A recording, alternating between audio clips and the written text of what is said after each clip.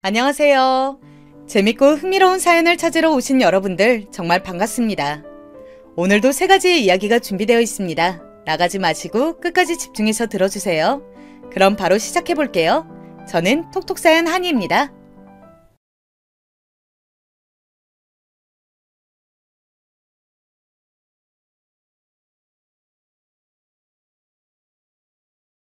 안녕하세요, 여러분.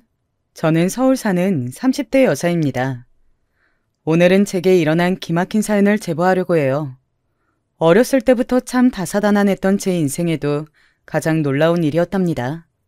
한동안 놀란 가슴을 달래느라 얼마나 고생했는지 몰라요.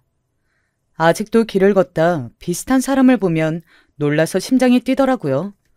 도대체 어떤 일이 있었는지 궁금하시죠? 그럼 바로 시작하겠습니다. 저는 지방에 있는 시골에서 태어나고 자랐어요. 지방이라고 다 시골은 아니지만 제가 어렸을 때 살았던 우리 고향은 지금도 사람이 얼마 살지 않은 시골이랍니다. 인적도 드문 곳이었고 그러니 주민들 대부분이 농사를 짓고 살았어요. 대규모로 농사를 짓는 사람은 없었고 그저 소소하게 본인 밭을 키우며 하루 벌어 하루 먹고 살았습니다. 그렇게 소소한 동네에서도 우리 집은 특별히 더 가난했어요.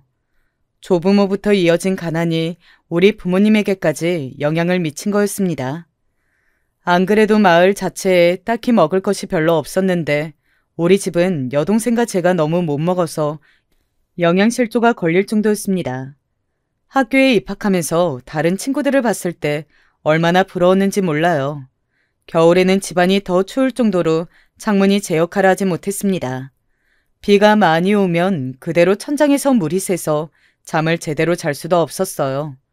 추울 때 가장 춥고 더울 때 가장 더운 우리 집에서 사는 것은 정말 고통이었습니다.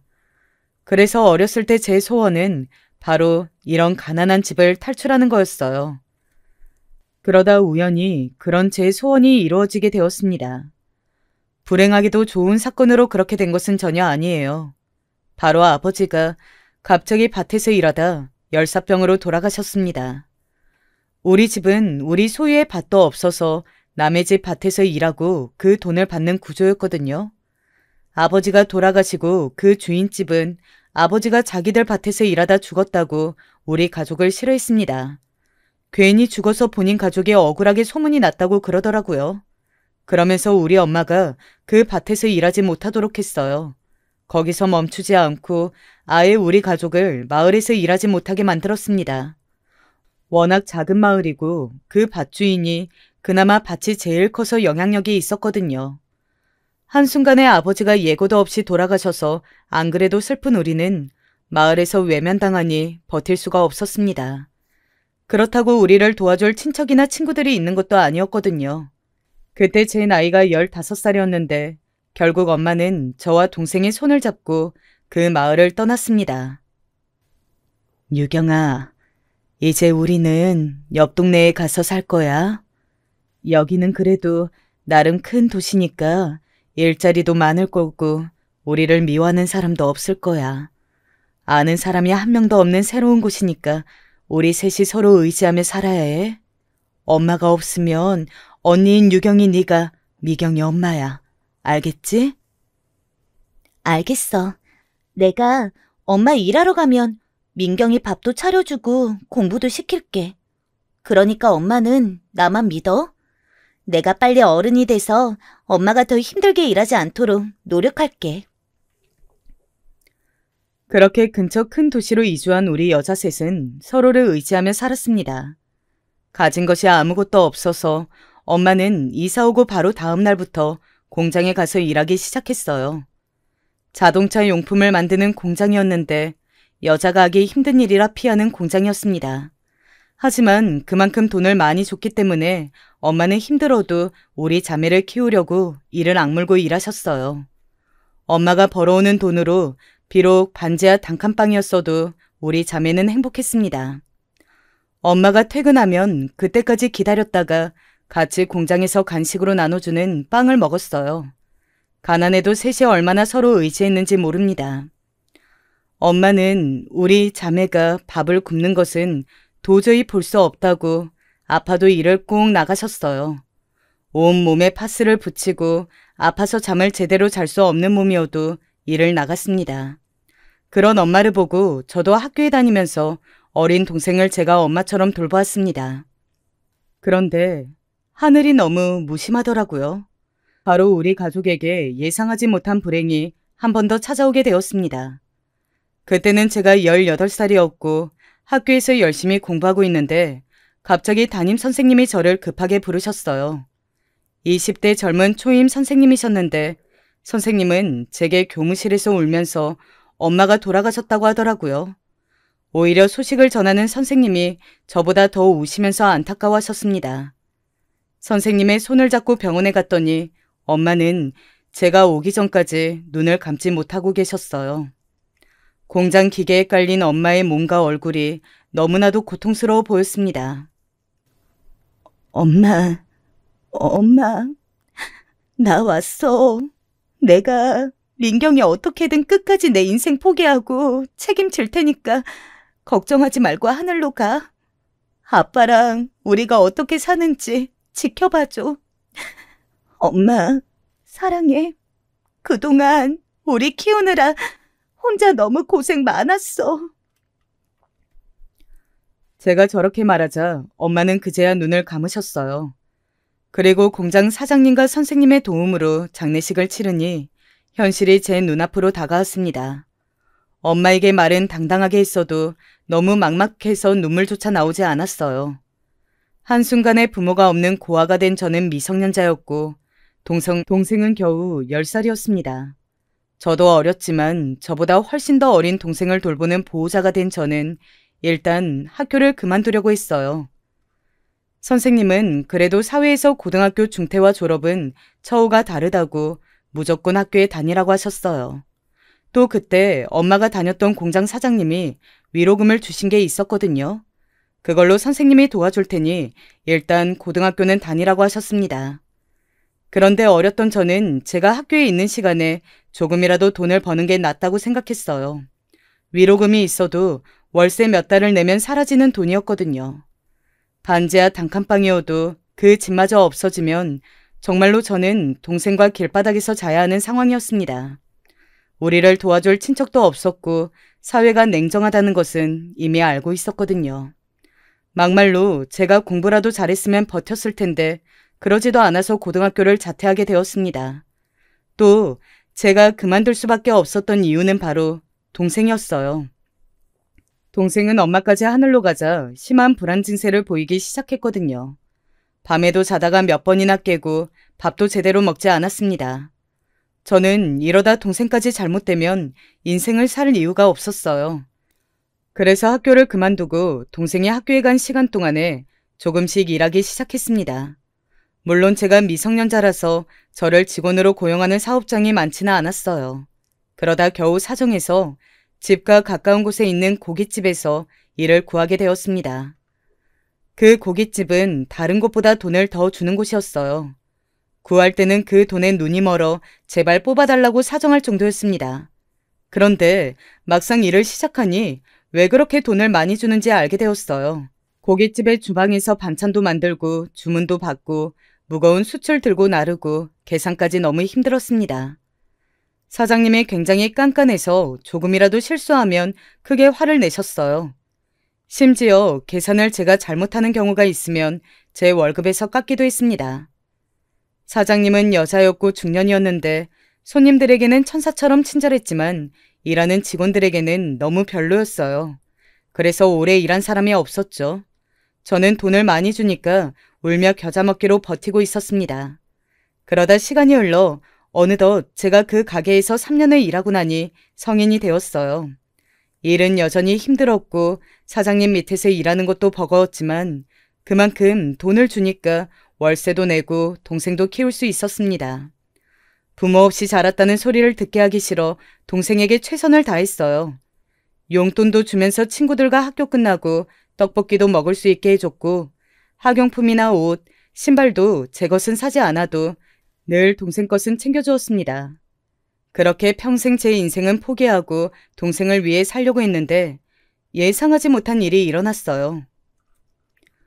고깃집 사장님에게는 아들 한 명이 있었는데 그 아들하고 바로 제가 사랑에 빠지게 되었습니다.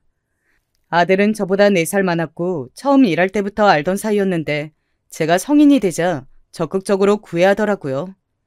인생의 즐거움이란 모르고 또 부모님이 일찍 돌아가셔서 의지할 곳이 없던 제게 준수 오빠는 얼마나 큰 도움이 되었는지 모릅니다. 유경아, 민경이랑 이거 붕어빵 집에 가서 먹어. 오빠가 너희 생각나서 시장에서 샀어. 추우니까 옷 따뜻하게 입고 혹시라도 필요한 거 있으면 말해. 알겠지? 저번에 민경이 보니까 되게 말랐더라. 아직 어린데 맛있는 거 많이 먹고 튼튼하게 커야지. 오빠, 이렇게 매번 우리 민경이까지 챙겨줘서 고마워. 나는 항상 오빠한테 받기만 하는 것 같아. 이 은혜를 어떻게 갚을 수 있을까? 참, 사장님에게는 비밀로 한 거 맞지?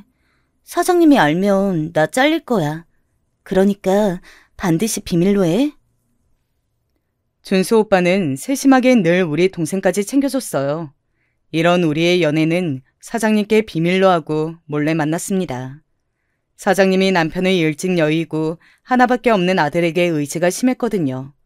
그렇게 사납고 여장부 같은 사장님이 아들인 준수 오빠를 대할 때면 다른 사람이 되는 것 같았습니다. 비밀로 연애하며 만나던 어느 날 준수 오빠가 제게 결혼하자고 청혼하더라고요. 저는 처음에 제가 잘못 들은 줄 알았습니다. 저는 고아이다 고등학교도 졸업하지 못한 상태였잖아요.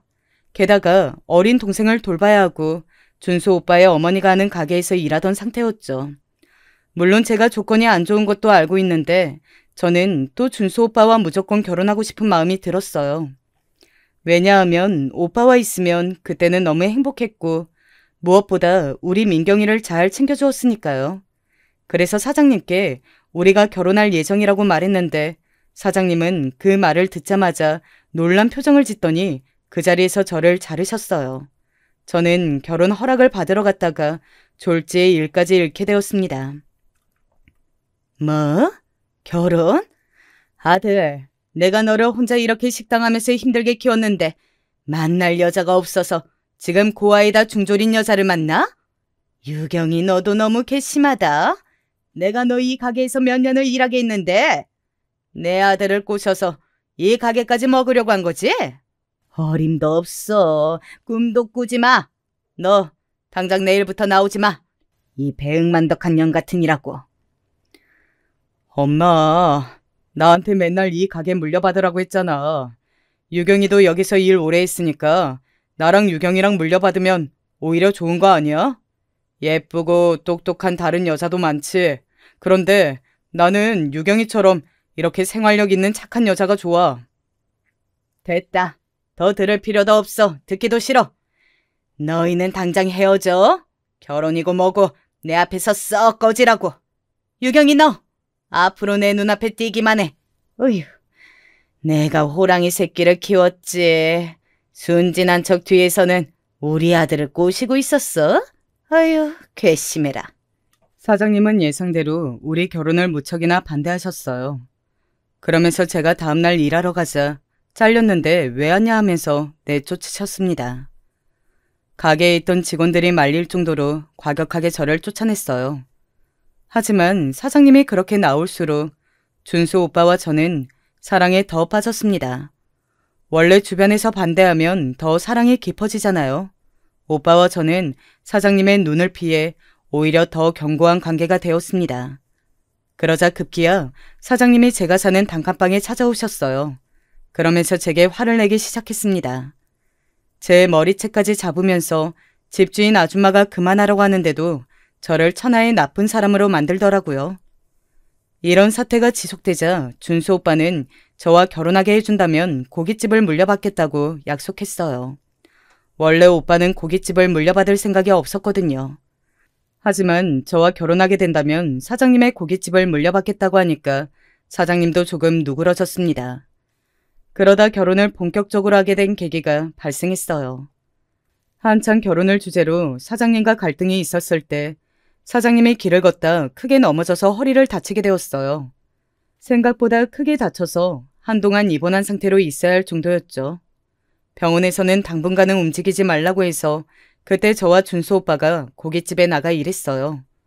2달 정도 일하니 사장님도 마지못해 허락하게 되었습니다.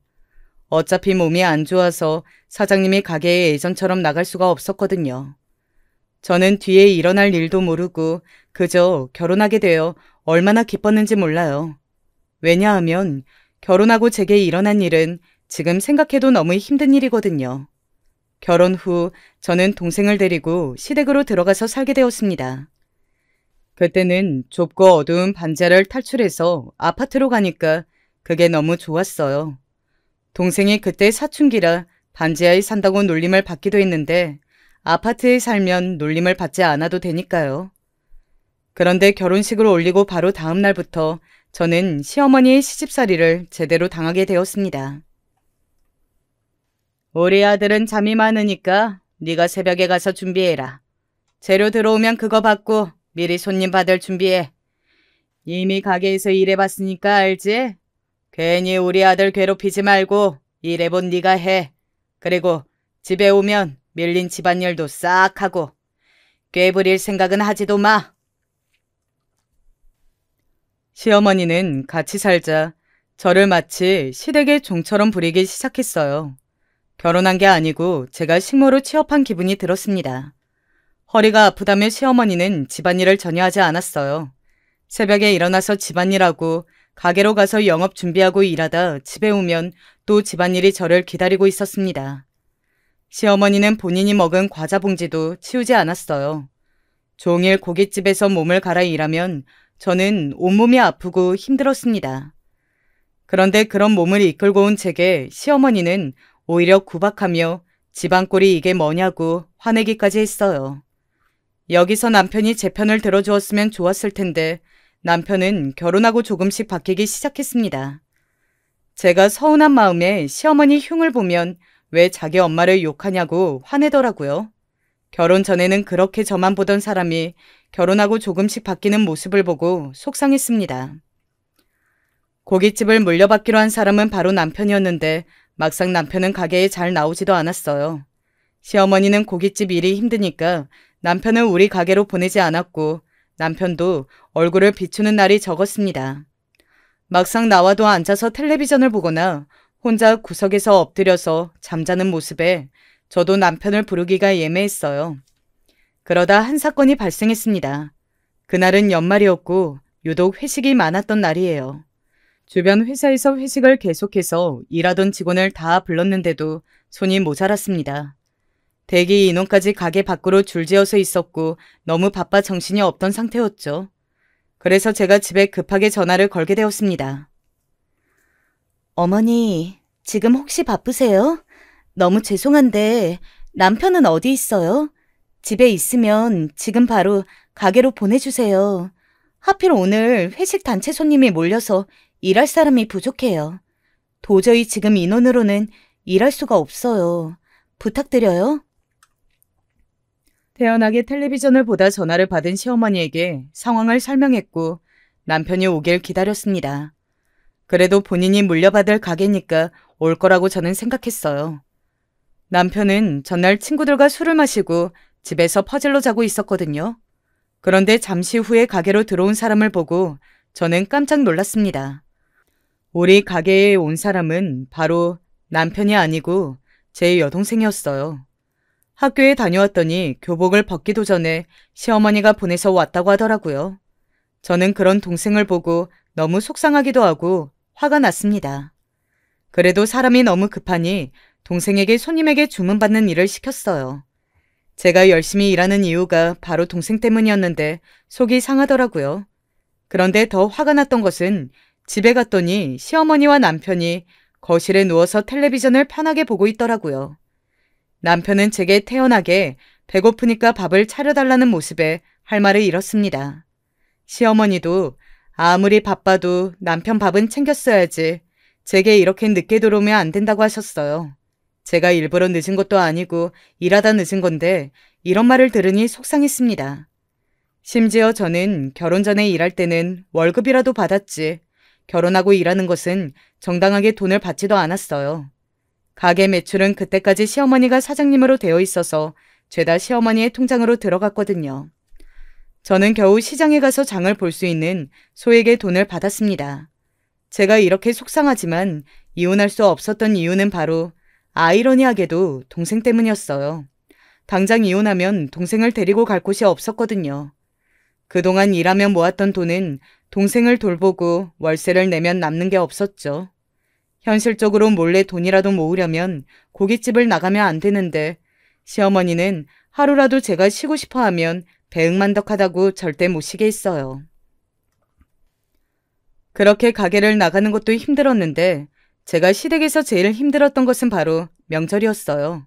명절이 되면 큰 집이었던 시댁에 온 친척들이 모였거든요. 시어머니는 시아버지도 돌아가셨는데 굳이 본인이 제사를 이어하고 있었습니다. 물론 그 준비는 결혼하고 제가 전담하게 되었어요.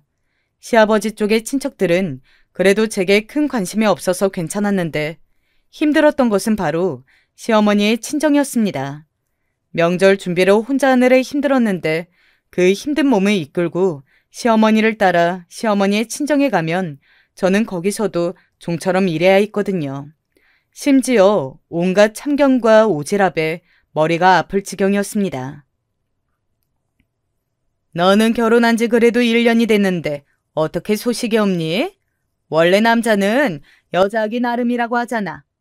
네가 노력을 해야 준수도 정신 차리는 거야. 아까 보니까 준수한테 자꾸 잔소리 하던데. 그러면 준수가 집에 오고 싶겠니? 그러니까 말이야. 우리 준수가 어렸을 때도 되게 순했잖아. 그렇게 순한 애가 결혼하고 오히려 성격이 예민해졌어. 남들은 결혼하고 살도 찌고 사람이 온순해진다고 하던데 왜 우리 준수는 이러냐고. 아휴, 내가 우리 아들만 보면 속상해. 저를 앞에 두고 대놓고 제 욕을 하기도 하셨어요. 사실 이때 남편 때문에 제가 골치가 아프던 상황이었거든요. 왜냐하면 남편은 대학을 졸업하고 제대로 된 직장에 취업하지도 않았어요. 저랑 결혼하려고 고깃집에 가서 새벽부터 일하던 사람은 어디 가고 고깃집도 제대로 나오지 않았습니다.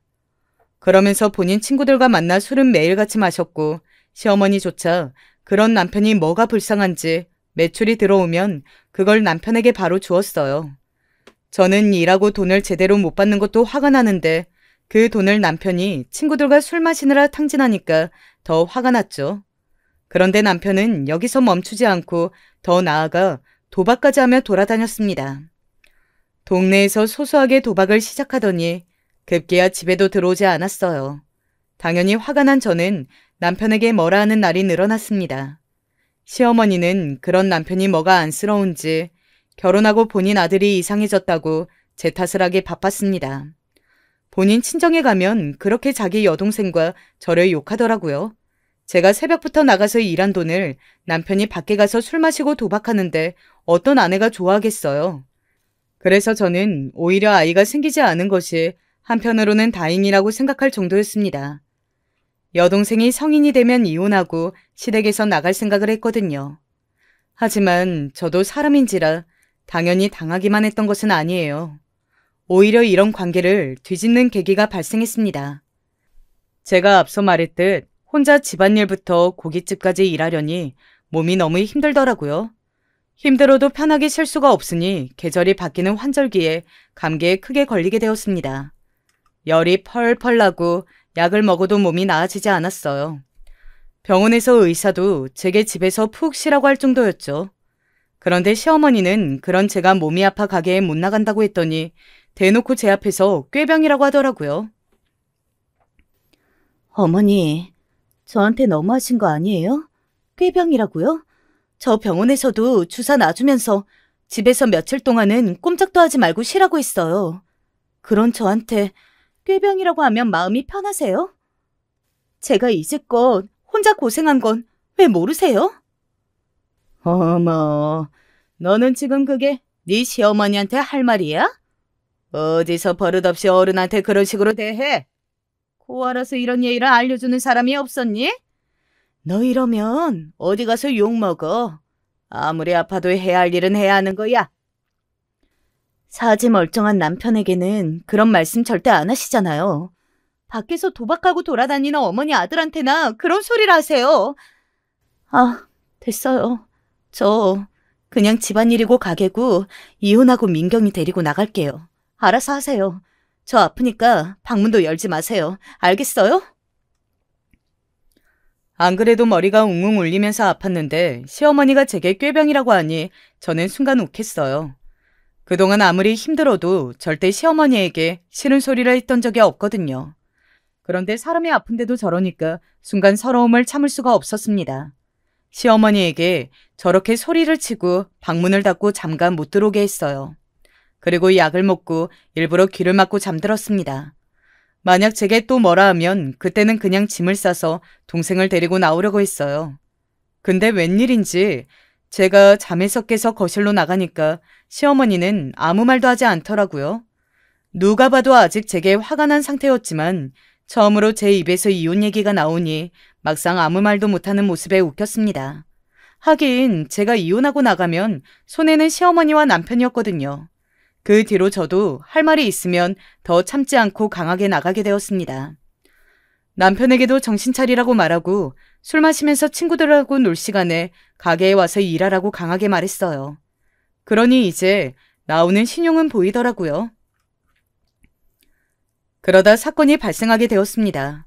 시어머니가 어느 날 배가 자꾸 아프다고 하더라고요. 저는 가게를 비울 수가 없어서 남편을 보내 같이 큰 병원으로 가게 했어요. 저는 처음에는 그냥 대수롭지 않게 생각했습니다. 그런데 의사가 더 큰 병원으로 보내더니 결국 시어머니가 위암에 걸렸다는 사실을 알게 되었어요. 그것도 초기가 아니라 중기라고 하더라고요. 시어머니는 암이라는 사실을 알자 집에서 종일 울기 시작했습니다. 남편도 그런 시어머니 옆에서 엉엉 울며 어떡하냐고 집안 분위기가 말도 아니었어요. 그런데 더 놀라운 일이 발생했습니다. 바로 그렇게 생기지 않아 고민이었던 아기가 생겼거든요. 시어머니의 암 진단을 받고 얼마 지나지 않아 임신 소식을 알게 되었습니다. 기다리고 원할 때는 생기지 않더니 포기하고 사니까 생긴 아이의 소식에 저는 황당했어요. 임신이라는 축복도 받지 못한 채로 우리는 그렇게 시어머니의 병간호를 하게 되었습니다. 웃겼던 점은 시어머니는 아프니까 갑자기 제게 의지하기 시작했어요. 아가, 내가 그동안 너무했지? 그냥 나는 일찍 남편이 죽고 아들 하나만 믿고 살았거든. 그래서 아들의 인생이 어떻게든 잘 풀리도록 노력했어. 이런 나를 용서하렴. 네가 얼마나 고생했는지 나도 알아. 태어날 아기를 내가 보고 죽어야 하는데 그럴 수 있을까? 어머니, 일단 병 다 고치고 퇴원하셔야죠. 저한테 미안하시면 아기 태어나면 그 아이 돌봐주세요. 아시겠죠? 그러려면 어머니는 절대 아프면 안 되고 무조건 완쾌하고 퇴원해야 해요. 그러니까 밥도 잘 드시고 힘들어도 항암을 하셔야 해요. 그래. 유경아, 네 동생 이번에 대학 간다고 했지? 그 등록금 내가 내줄게. 그러니까 걱정하지 말고 원하는 학교 가라고 해. 알겠니? 내가 이거라도 너희 자매에게 해줘야지. 안 그러면 저승 가서 너희 부모님 뵐 낯이 없다. 시어머니는 죽을 때가 되니까 본인의 지난 인생이 후회되었는지 제게 사과도 하더라고요. 그때 제 여동생이 드디어 성인이 되고 대학 입학을 앞둔 때였는데 등록금도 내주신다고 했습니다. 현실적으로 등록금이 한두 푼도 아니고 고민이었는데 시어머니가 먼저 내주신다고 하시니 얼마나 다행이었는지 몰라요.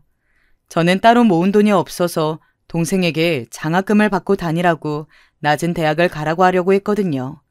시어머니 덕분에 동생은 대학에 갈 수 있었습니다. 시어머니가 갑자기 이렇게 나오니까 저도 자발적으로 아픈 시어머니를 간호하게 되었어요.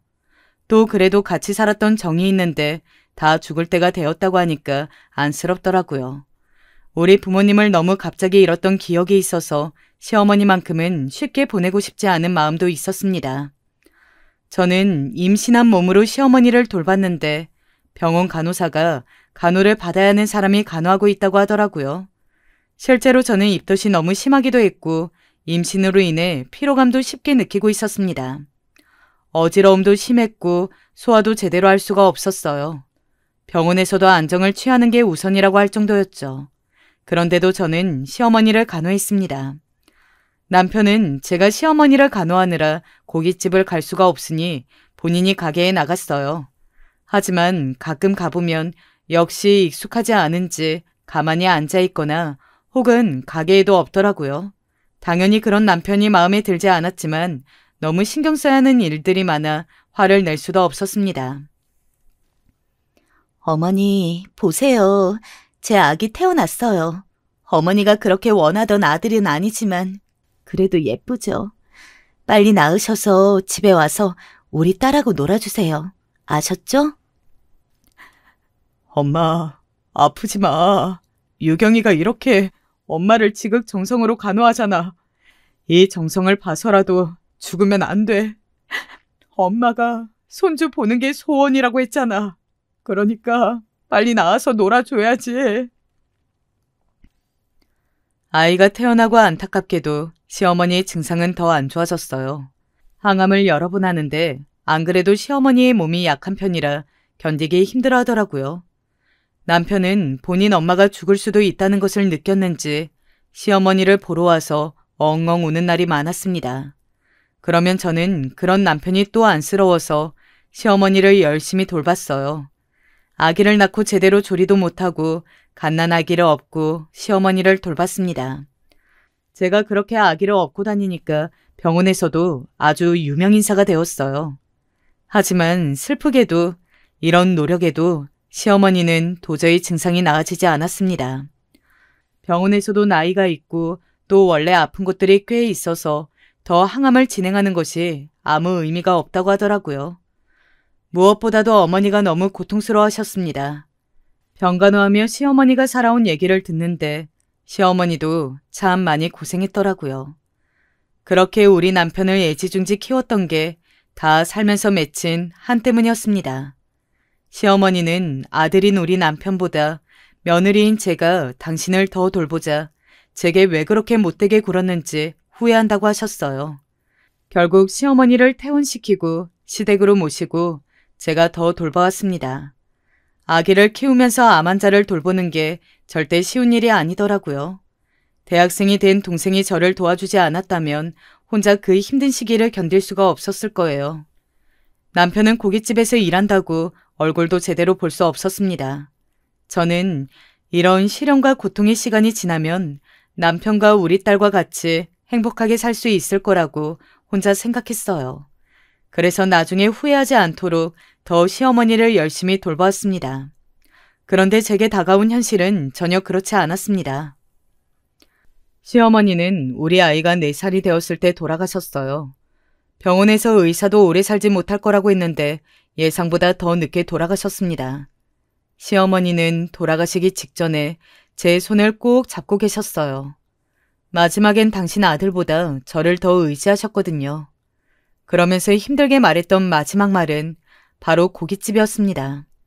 시어머니의 평생을 바친 고깃집을 꼭 우리 부부가 물려받기를 원하셨어요.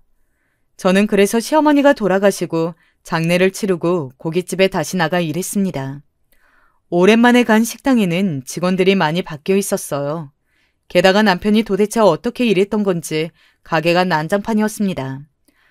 매출이 많이 줄었던 것이 경기가 어려워서인 줄 알았는데 그게 아니더라고요.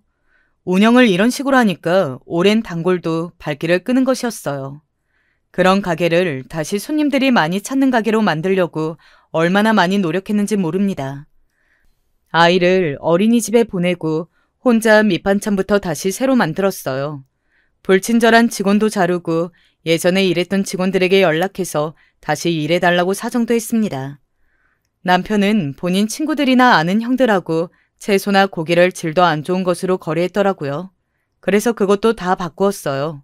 물론 이 과정에서 남편과 의견이 맞지 않아 많이 싸우기도 했습니다. 여보, 도대체 왜 이러는 거야? 당신이 나한테 말도 없이 고기 거래처를 바꿔서 내가 친구들 사이에서 얼마나 난감한지 알아? 어머니 돌아가셨다고 지금 이러는 거야? 아니, 막말로 이 가게가 당신 거야? 아니잖아. 여기 명의도 내 거야. 뭐? 당신 말을 왜 그렇게 해? 내가 그동안 어머니 간호한다고 가게에 못 나온 거지. 언제 가게에 소홀했던 적 있어? 우리 친정엄마 돌본 것도 아니고 당신 엄마 돌본 거잖아. 그리고 가게가 꼴이 이게 뭐야? 당신이 주인이면 좀 잘하던가. 그래서 내가 우리 엄마 간호한 거는 당신한테 고맙다고 했잖아. 그건 그거고 이건 이건데 왜 자꾸 그 얘기가 나와? 이럴 거면 고깃집도 그만둬. 그냥 확 부동산에 내놔. 아, 나라고 뭐 이 고깃집 계속하고 싶어서 그런 줄 알아? 남편하고 고깃집을 같이 운영하며 신혼 때와 달리 매번 부딪히기 시작했어요. 저는 남편이 아이를 잘 안 돌봤기 때문에 아이를 혼자 돌보는 것도 되게 벅찼거든요. 그런데 거기에 그 넓은 식당을 관리하려니 오히려 시어머니를 병간호할 때보다 살이 더 빠지게 되었습니다. 남편하고 사이가 안 좋아지자 우리는 부부 사이인데도 남보다 못한 사이가 되기 시작했어요. 서로 얼굴을 보며 싸우니까 아예 마주치지 않게 시간대를 조절해서 가게에 나왔습니다. 물론 이것도 제가 그런 게 아니고 남편이 먼저 그런 거예요. 그리고 같은 공간에 있어도 대화도 잘 나누지 않았어요. 시어머니가 돌아가시고 남은 정리할 때도 꼭 필요한 대화가 아니라면 저와 대화하려고 하지도 않더라고요.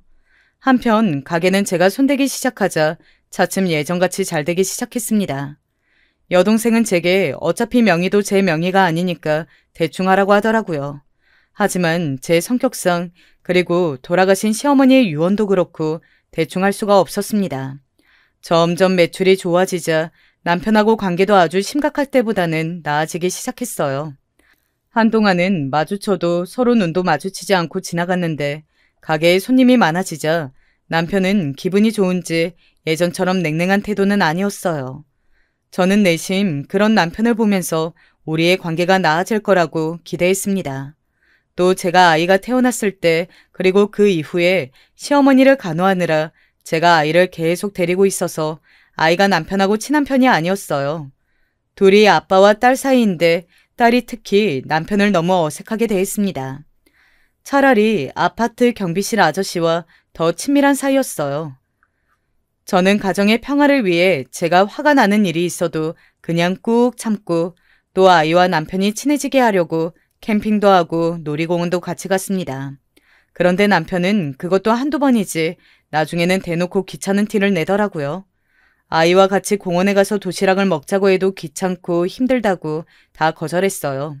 저는 아빠가 일찍 돌아가셔서 항상 단란하고 행복한 가정을 원했는데 남편을 보니 너무 속상했습니다. 원래 저렇게 무심한 편이 아니었고 오히려 저랑 결혼하려고 시어머니에게 왜 반대하냐고 드러눕던 우리 남편이잖아요. 혼자 이런 상황을 해결하려고 저는 상담도 다니고 노력하고 있었는데 이 노력이 다 물거품이 되었습니다.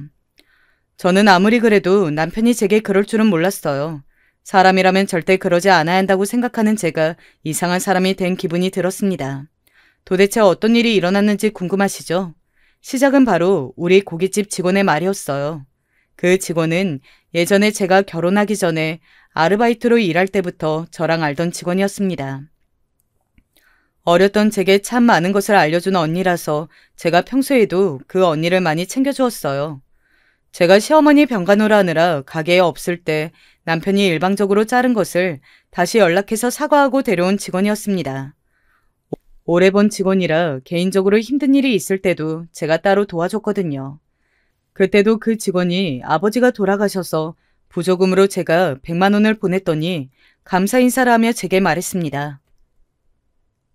저기 사장님, 유경아, 내가 너를 예전부터 봤잖아. 도저히 이게 나만 알고 그냥 넘어가면 안 될 것 같아서 그래. 그 남자 사장님, 네 남편 다른 여자 있는 것 같아. 네가 가게 비울 때 자꾸 다른 여자를 데려오더라고. 처음에는 너무 당당해서 아니겠지 했는데 맞는 것 같아. 뭐라고요? 아, 언니 아닐 거예요. 내가 자기 엄마 병간호도 무려 5년을 하고 그렇게 이 가게도 살리려고 몸 갈아서 사는데 사람이라면 저를 두고 바람 피우겠어요? 만약 그게 진짜면 악기가 들린 거라 귀신도 안 잡아가요. 저는 직원의 말을 듣고 처음에는 믿지 않았어요. 남편이 저와 딸에게 무심한 모습을 보면 충분히 외도할 수 있다는 생각이 들었지만 믿고 싶지 않았거든요. 직원은 제가 아니라고 하자 그냥 더 말을 하지 않았습니다. 하지만 저는 그 뒤로 몰래 남편의 뒤를 캐기 시작했어요. 그동안 바빠서 몰랐는데 남편은 참 많이 티를 내고 있었더라고요. 대놓고 핸드폰을 봐도 그 상간녀와 나눈 문자도 있었고 직원 말처럼 가게에도 데리고 왔었습니다. 제게 친구를 만나러 간다고 했던 날도 그 여자를 만났더라고요. 딸과 저한테는 너무 피곤하고 힘들다고 공원도 가기 싫어하던 남편이 그 여자랑은 놀이공원도 가고 심지어 제가 그렇게 가고 싶다고 말한 바다까지 간 모습에 기가 차서 말이 나오지 않았습니다. 너무 증거가 많아서 어디부터 어디까지 모아야 할지 감도 오지 않았어요. 현실이 믿기지 않아 새벽에 잠도 안 자고 혼자 울다가 여동생에게 있는 사실을 말하게 되었습니다. 여동생은 순간 화가 나서 우리 집에 찾아왔어요. 그리고 남편에게 제가 외도 사실을 알았다고 밝히게 되었습니다.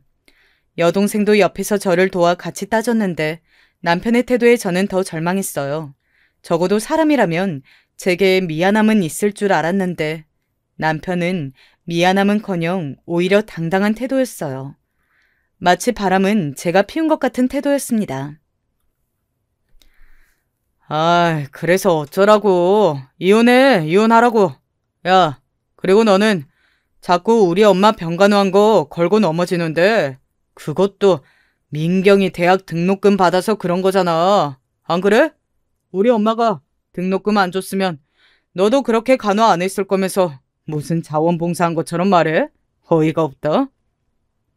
형부가 그런 말을 할 자격이 있어요? 그렇게 치면 우리 언니가 결혼하고 식당에서 밤낮 없이 일했던 돈은? 내 등록금? 웃기고 있네. 나 1학년 때 빼고 장학금 받고 학교 다녔어. 받은 돈보다 우리 언니가 했던 행동의 값이 더 비싸다고. 누가 거지 아니랄까봐. 자매가 아주 쌍으로 돈. 내가 이러니까 너 말고 강남 부자인 여자 만나는 거야. 돌아가신 우리 엄마가 가난한 여자는 만나는 게 아니라고 했을 때 말을 들었어야 했는데 아유 속 터져. 뭐라고요? 형부, 진짜 다른 사람도 아니고 형부가 우리 언니한테 어떻게 그래요? 심지어 형부는 딸까지 있잖아. 아, 그럼 이혼하더라도 고깃집은 우리 언니한테 넘겨요. 어차피 형부는 하는 것도 없이 돈만 쓰잖아. 저는 남편의 태도에 나아질 가능성을 보지 못했어요. 그래서 여동생과 남편이 싸울 때 그저 집에서 앉아서 허망하게 그들을 지켜보았습니다. 남편은 너무나도 당당하게 강남 부자인 여사를 만났으니 이혼하고 당장 나가라고 하더라고요. 여동생이 고깃집 명의를 넘기라고 해도 미쳤냐고 절대 못 준다고 들어놓았습니다. 저는 그런 남편의 모습에 배신감도 느끼고 회의감이 들었어요. 물론 시어머니의 병간호에 무언가를 바라고 한 행동은 아니지만 이렇게 돌아가시자마자 저를 배신하고 다른 여자와 사랑에 빠질 거라고는 상상하지 못했거든요. 그런 남편을 보면서 저는 절대 남편이 바라는 대로 쉽게 이혼해주고 싶은 마음이 안 들었습니다. 제가 순순히 이혼 서류에 도장을 찍으면 그게 바로 남편이 바라는 거 아니겠어요? 그래서 버티고 버텼습니다. 그러자 남편이 어떤 행동을 했는지 아세요? 저는 우리 남편이 그렇게 인간 이하의 짓을 할 거라고는 상상하지 못했어요. 남편은 아예 식탁에 이혼 서류를 올려놓았어요. 제가 그것을 무시하자 현관문 앞에도 붙여놓더라고요. 저는 남편의 외도 사실을 알고 고깃집에 더 안 나가기 시작했습니다. 어차피 명의도 남편 것이고 제게 떨어지는 돈도 없었거든요. 남편은 제가 딸의 어린이집에 데려다주고 데리고 올 때만 집 밖으로 나가자 본인이 더 힘들어했어요. 제발 이혼해달라고 빌기까지 하더라고요. 제가 그것도 무시하자 급기야 남편이 어떤 행동을 했는지 아세요? 바로 제가 딸을 데리러 어린이집에 가서 딸을 데리고 집에 왔는데 글쎄 문이 열리지 않았습니다. 제가 어린이집에 간 사이 그 10분 동안에 비밀번호를 바꿨더라고요. 문을 열라고 초인종을 누르고 문을 두드려도 문은 열리지 않았습니다. 울음이 터진 딸을 데리고 결국 여동생이 사는 집으로 가서 남편에게 전화했더니 생전 처음 듣는 목소리가 들렸어요. 여보세요? 아, 당신이 아내구나? 우리 오빠 괴롭히지 말고 빨리 이혼해줘요. 아줌마 때문에 우리 오빠 힘들잖아요. 비밀번호요? 아, 그거 오빠가 제 생일로 바꿨어요. 어차피 제가 여기 안방에서 살 거니까요. 태연하게 제게 아줌마라고 칭하면서 상간녀는 집에 올 생각을 하지 말라고 했습니다. 저는 심지어 안방에 상간녀를 들였다는 사실을 알자 모든 것을 포기하고 싶었어요. 그래서 그럼 짐을 가지러 갈 테니 문을 열어달라고 했습니다. 당장 우리 딸에게 입힐 옷이 필요하기도 했고 장난감과 필요한 물건을 가지러 가고 싶었어요. 여동생은 거기가 뭐가 좋냐고 가지 말라고 했지만 저는 그 상간녀의 얼굴이라도 보고 나오려고 했습니다. 5살 어린 딸을 피도 눈물도 없이 내쫓은 남편은 보고 싶지도 않았어요. 아무튼 그렇게 집에 가서 짐을 싸는데 그 상간녀는 제가 30분을 기다리자 그제야 문을 열었습니다. 안에 있으면서 뻔히 문도 안 여는 모습에 치가 떨리기 시작했어요. 이런 사람들과 더 엮이기가 싫어서 이혼 서류에 도장을 찍으려고 했죠. 그렇게 들어간 우리 집에서 저랑 딸의 짐을 싸기 시작했습니다. 어이가 없고 분노가 차올라서 눈물도 나오지 않았어요. 무덤덤하게 피가 식는 기분으로 짐을 싸는데 상간녀가 자꾸 옆에서 제게 말을 건넸습니다. 무시하면서 짐을 싸는데 남편이 집에 들어오더라고요. 남편은 제가 앞에 있는데도 다정하게 상간녀에게 말을 건넸습니다. 그 모습을 보고 빨리 남편이고 뭐고 제 인생에서 내보내고 싶었어요. 아줌마, 빨리 그 짐 싸서 나가면 다시는 이 집에 얼씬대지 마. 알겠어? 여기 이제 우리 집이니까 아줌마는 오면 무단 침입이야. 다시 오면 경찰에 신고할 거야. 상간녀의 말에 저는 어이가 없었습니다. 이 집은 분명 제가 몇 년 동안 살던 우리 집이었는데 한순간에 왜 이렇게 된 건지 현실이 믿기지 않았어요. 상간녀는 남편과 뭐가 그렇게 즐거운지 서로 웃으면서 앞으로 어떻게 살지 얘기했습니다. 그런데 짐을 다 싸고 마지막으로 남편에게 서류를 주려고 하던 그 순간이었어요. 갑자기 누가 문을 두드리길래 나갔더니 퀵으로 누가 제게 서류를 보냈더라고요. 그러면서 동시에 여동생에게 전화가 와서 받았더니 빨리 그 서류를 확인하라고 난리였습니다. 남편과 상간녀는 제게 관심도 없이 둘이 안방에서 오붓하게 뒹굴고 있었죠. 여러분, 저는 그 서류를 읽고 머리부터 발끝까지 소름이 돋았습니다. 그 서류를 보내온 사람이 누군지 아세요? 사실 저도 처음 보는 이름이라 의아함을 가지고 서류를 봤는데 서류의 내용은 바로 혼인관계 증명서와 병원 진단서, 심지어 부동산 서류까지 가득했는데 그 앞장에 편지가 하나 있었습니다. 본인을 지금 우리 집에 와 있는 상간녀의 남편이라 소개한 그 편지는 믿을 수 없는 내용이 가득했어요.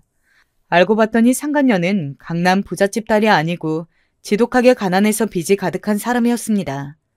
그런데 강남 부자인 남편을 만나 인생 역전을 한 사람이었죠.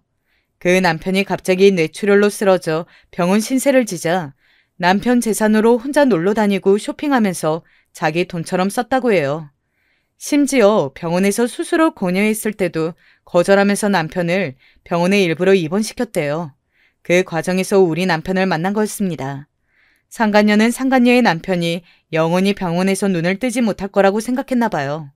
하지만 기적적으로 상간녀의 남편이 눈을 떴고 어마어마한 재력으로 변호사를 선임한 그 남편이 억대 소송을 걸었다는 내용이었습니다.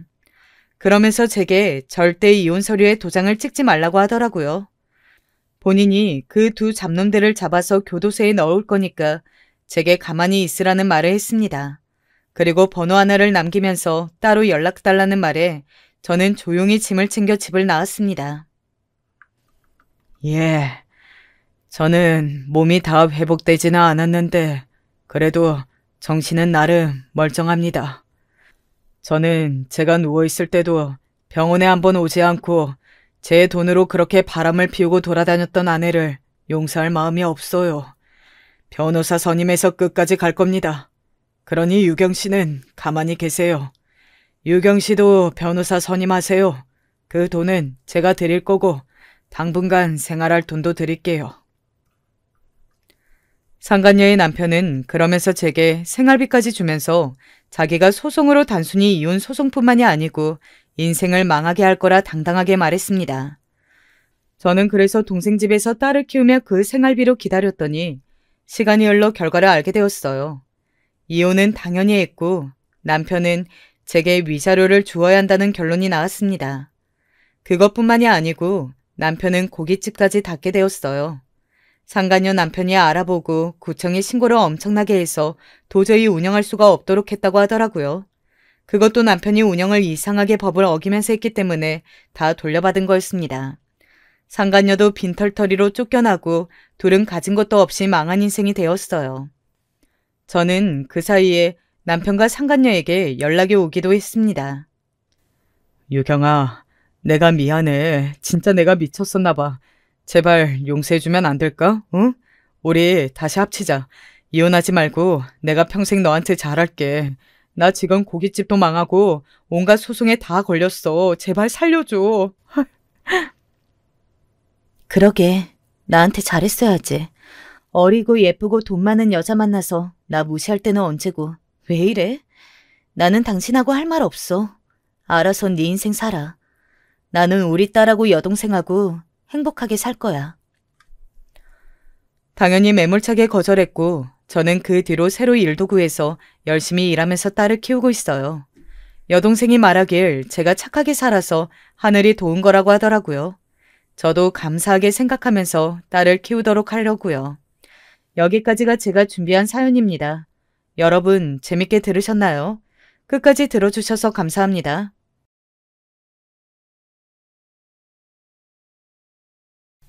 요즘처럼 인생에 대해 회의적이었던 적도 없는 것 같아요. 저는 경기도에 살고 있는 30대 후반 남성이고 결혼해서 이제 돌돼가는 아이가 있습니다. 아내와 그리고 장모님과 함께 지냈고요. 직장 동료들은 이런 내용만 간단히 설명해도 벌써부터 힘들겠다고 말하더군요. 고부 갈등도 그렇지만 장서 갈등도 요즘 무척 많은 현실이니까요. 저라고 뭐 다르겠습니까? 별반 다르지 않은 실제로도 힘든 생활을 하고 있었어요. 많이 참고 누르며 살아왔는데 더 이상 버티기가 힘드네요. 저와 아내는 2년 정도 연애를 했고 결혼 후 6개월쯤 지나서 임신하게 되었어요. 이때 정말 너무너무 기뻤고 양가 어른들에게 알리면서 우리끼리 조용히 자축 파티를 하기도 했어요. 그런데 이후 아내의 임신 기간은 결코 평탄치 않게 흘러갔어요. 저도 제가 임신하는 게 아니다 보니 100% 다 공감해 줄 수가 없어서 답답한 부분도 있었답니다. 오빠, 나 너무 입덧이 심하고 힘들어. 임신 2번은 못하겠다, 정말. 먹고 싶은 것도 못 먹고, 약도 못 먹고. 이게 뭐야. 실제로 아내는 제가 냉장고 문만 열어도 거의 기어가듯 화장실에 가서 토했고, 온갖 냄새가 다 역하게 느껴지는지 엄청나게 고생했어요. 급기야는 나중에 막달로 치닫고 있음에도 불구하고 여전히 입덧을 하는 거예요. 저도 직장 생활은 해야 하니 종일 아내와 붙어 있을 수도 없고 이때 아내가 결국 제안을 해오더군요. 아무래도 나 엄마를 불러야 할 것 같아. 나 이러다가 갑자기 무슨 일이라도 생기고 하면 오빠가 당장 데리러 못 오잖아. 안 그래도 엄마가 엄청 걱정하고 있거든. 나 출산할 때까지만 잠깐 집에 있어달라고 하면 안 될까? 지금 1달 정도 남았고 진통도 언제 올지 모르고 그리고 우리 엄마 운전도 하니까 급하면 병원까지 나 태워줄 수도 있고 말이야. 오빠 생각은 어때? 이렇게 얘기를 들어보니 저도 무척 걱정이 많던 터라 장모님이 와주신다면 그저 감사할 따름이었어요. 이처럼 장모님의 존재가 저희 부부에게 있어 꼭 필요한 상태였기에 모시게 되었는데 이후 저는 이 선택에 대해 두고두고 가슴을 치며 허벅지를 찔러가면서 후회하게 되었습니다. 분명 저도 적극 찬성할 정도로 필요한 내용이었는데도 말이에요. 그런데 상황이 어쩜 제 뜻대로 흘러가질 않는 걸까요? 장모님이 오셔서 아내를 돌봐주시고 신경 써주는 건 안심이 됐지만 꽤 많은 것들에 대해 요구사항이 있으시더라고요. 자네도 힘들지. 밖에서 일하고 돈 버니 힘들 거야. 그런데 우리 미경이 저렇게 고생하고 있는데 조리원 좀 제대로 알아봐 주세. 요즘 엄마들 보니까 돈 좀 내고서라도 비싼 데 가려고 하는 곳들이 있더라고. 지가 몇 군데 알아봤다고 하던데. 저기 우리 집 쪽에도 괜찮은 곳이 있어. 자네 남자라 모르겠지만 여자들은 산후조리 진짜 잘해야 돼. 그래야 자네가 안 힘들어. 물론 저도 산후조리원에 대해서 예산 계획은 어느 정도 세우고 있었어요. 그리고 도우미분을 써서 집에서 같이 돌보는 것도 한 달 정도로 짜두었고요. 그런데 아내와 장모님이 새로이 알아봤다며 또 다른 곳을 권하는데 글쎄 가격대가 만만치 않은 거예요. 저는 250에서 300 정도 생각했는데 이걸 훌쩍 넘더라고요. 도우미분 지원도 따로 안 되기 때문에 그땐 그때대로 돈을 또 써야 하고 집 대출에 있어서도 저는 자유롭지 않았어요.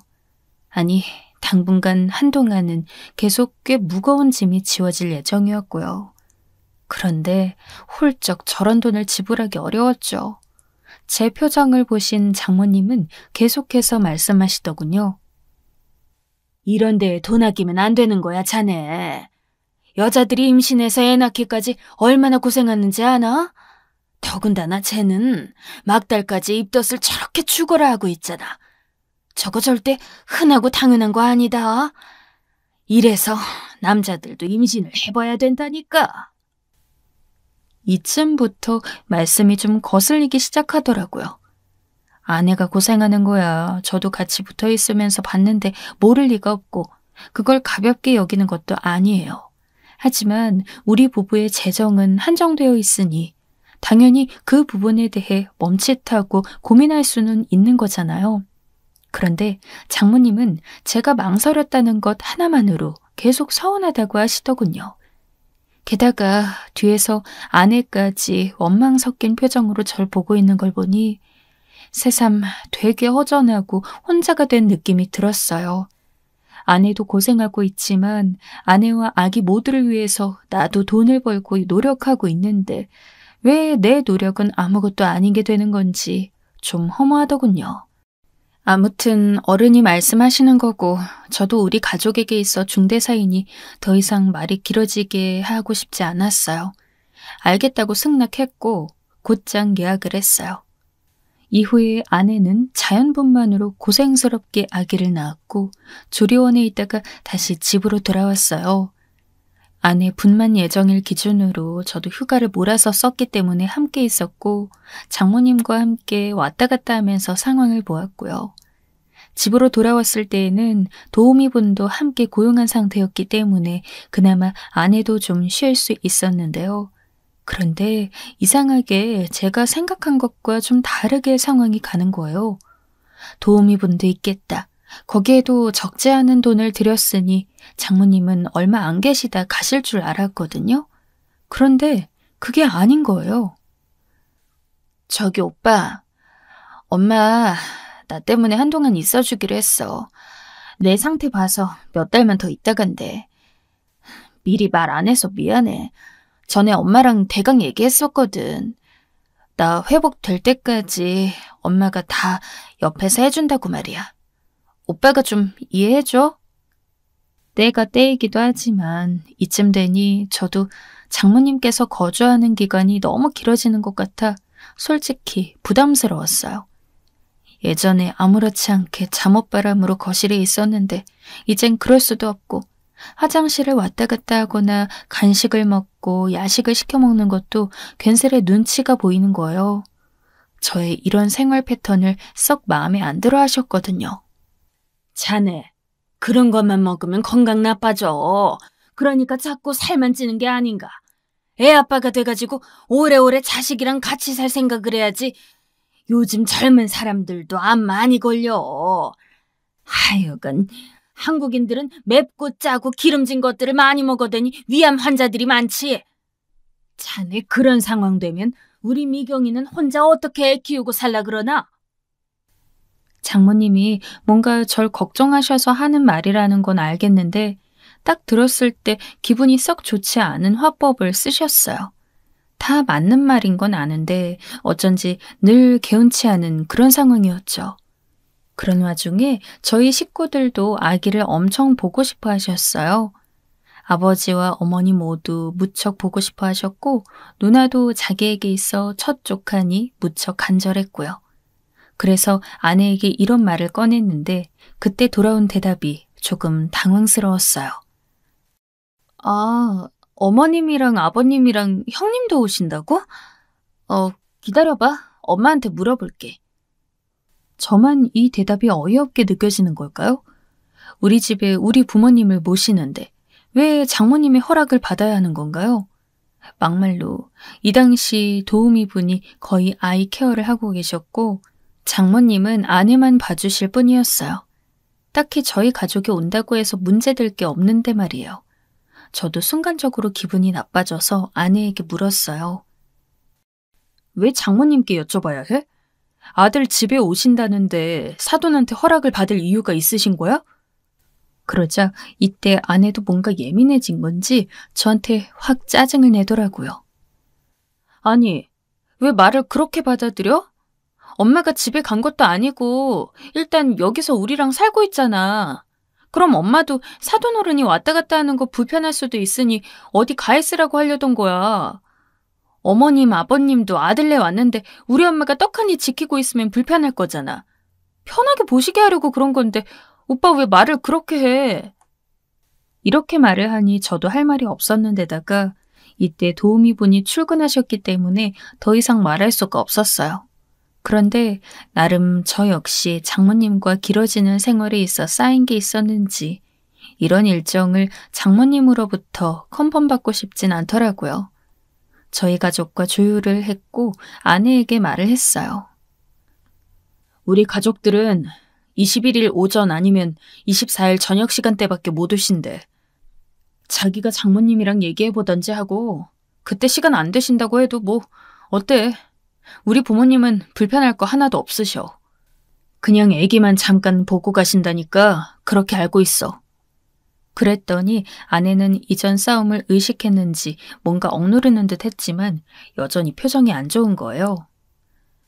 오빠, 약간 이렇게 통보식으로 말하는 거 좀 별로다. 우리 엄마 보고 알아서 맞추라는 거야? 엄마 보고 그 시간에 나가 있으라고? 얘기가 이렇게 되니 저도 격앙된 목소리로 말할 수밖에 없더군요. 미경아, 너야말로 얘기를 왜 그렇게 받아들여? 나는 처음부터 우리 가족 올 때 장모님 어디 가기 싫란 얘기 안 했어. 네가 그렇게 정한 거잖아. 그리고 누나나 부모님 모두 다 각자 일하고 있으니까 시간 맞추기도 어렵고 아주 잠깐 다녀가려고 시간을 여럿이 잡은 건데 그거 하나도 눈치를 봐야 해? 우리 가족들이 무슨 맨날 드나들길에 뭘 해.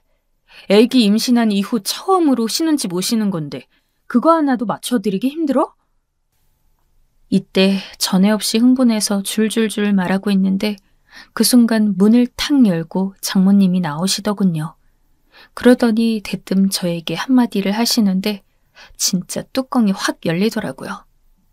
자네, 내가 들으려고 들은 게 아니라 안에서 들리니까 들은 건데 내가 이 집에 있는 게 불만인가? 아니, 사돈이 우리 현우 보려고 여기 오시는 거 좋다 이거야. 누가 뭐라 그랬어?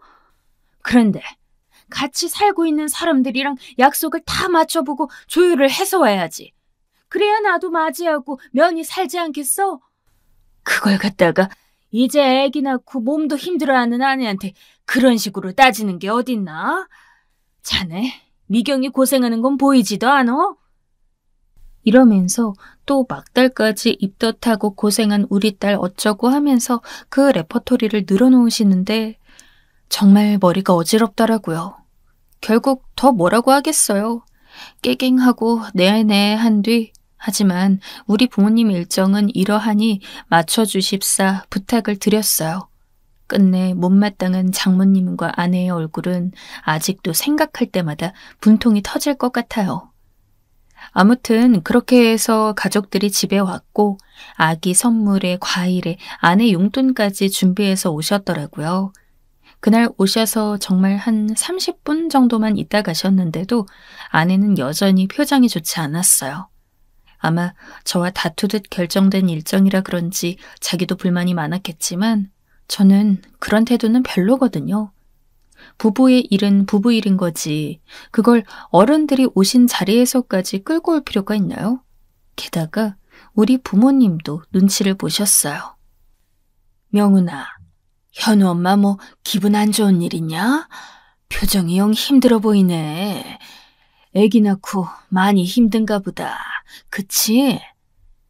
이런 말씀을 하시는데 진짜 화가 머리 끝까지 나더라고요.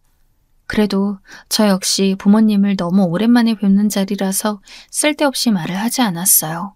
그리고 가족들을 집에 태워다 드리고 돌아와 보니 장모님과 아내는 누워서 TV나 보고 있고 도우미분이 아기 케어해서 재우고 계시는데 왠지 모를 짜증이 일더라고요.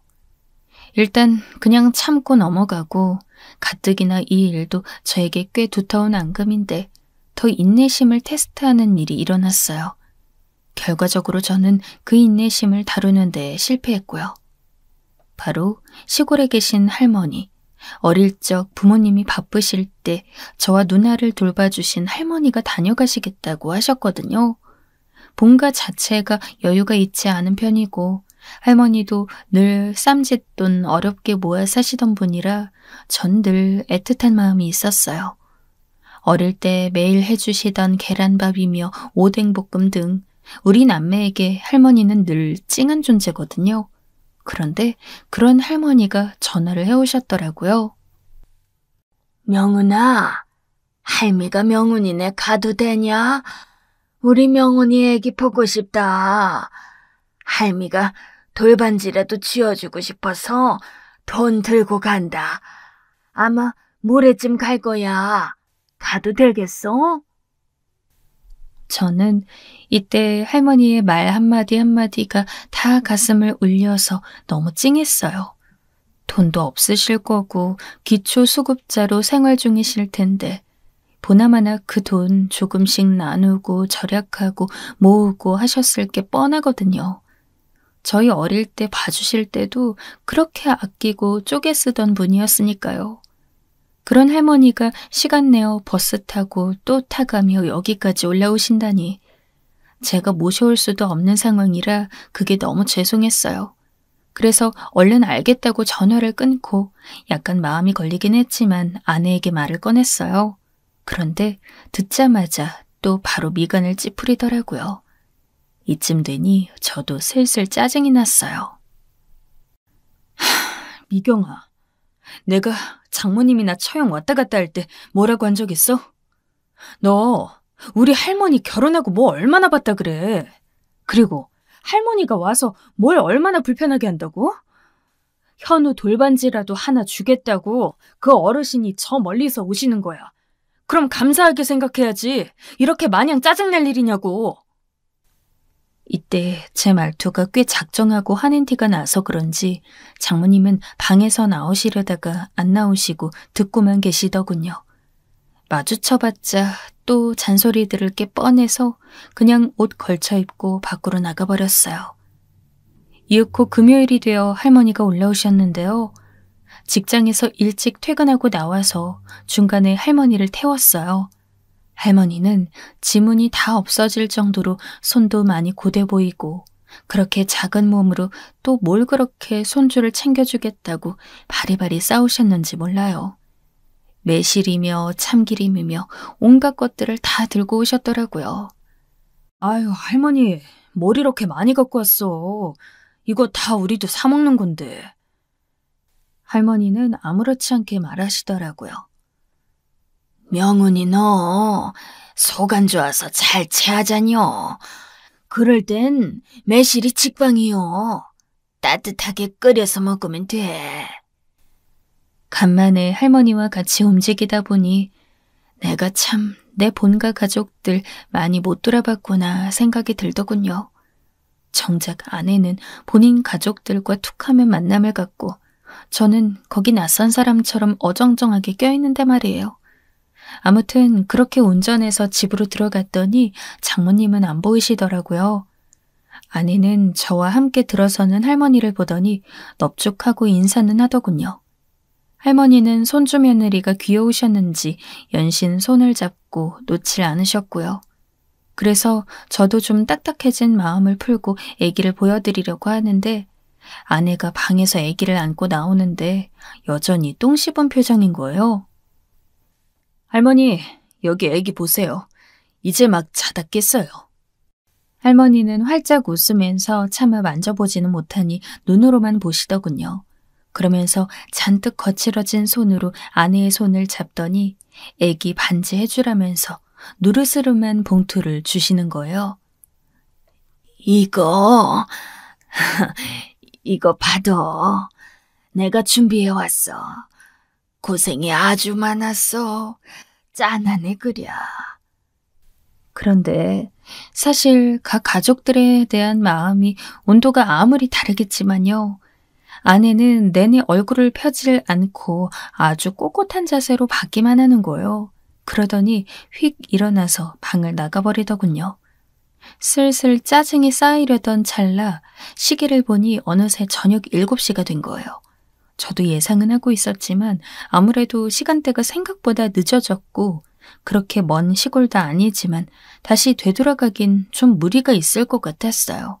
그래서 할머니에겐 일단 쉬시라고 하고 저는 나가서 아내에게 말을 했어요.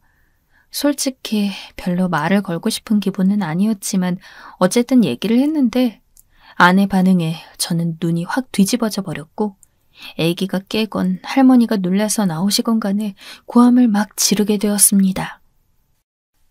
저기 미경아, 할머니 오늘 하루 주무시고 가게 하자.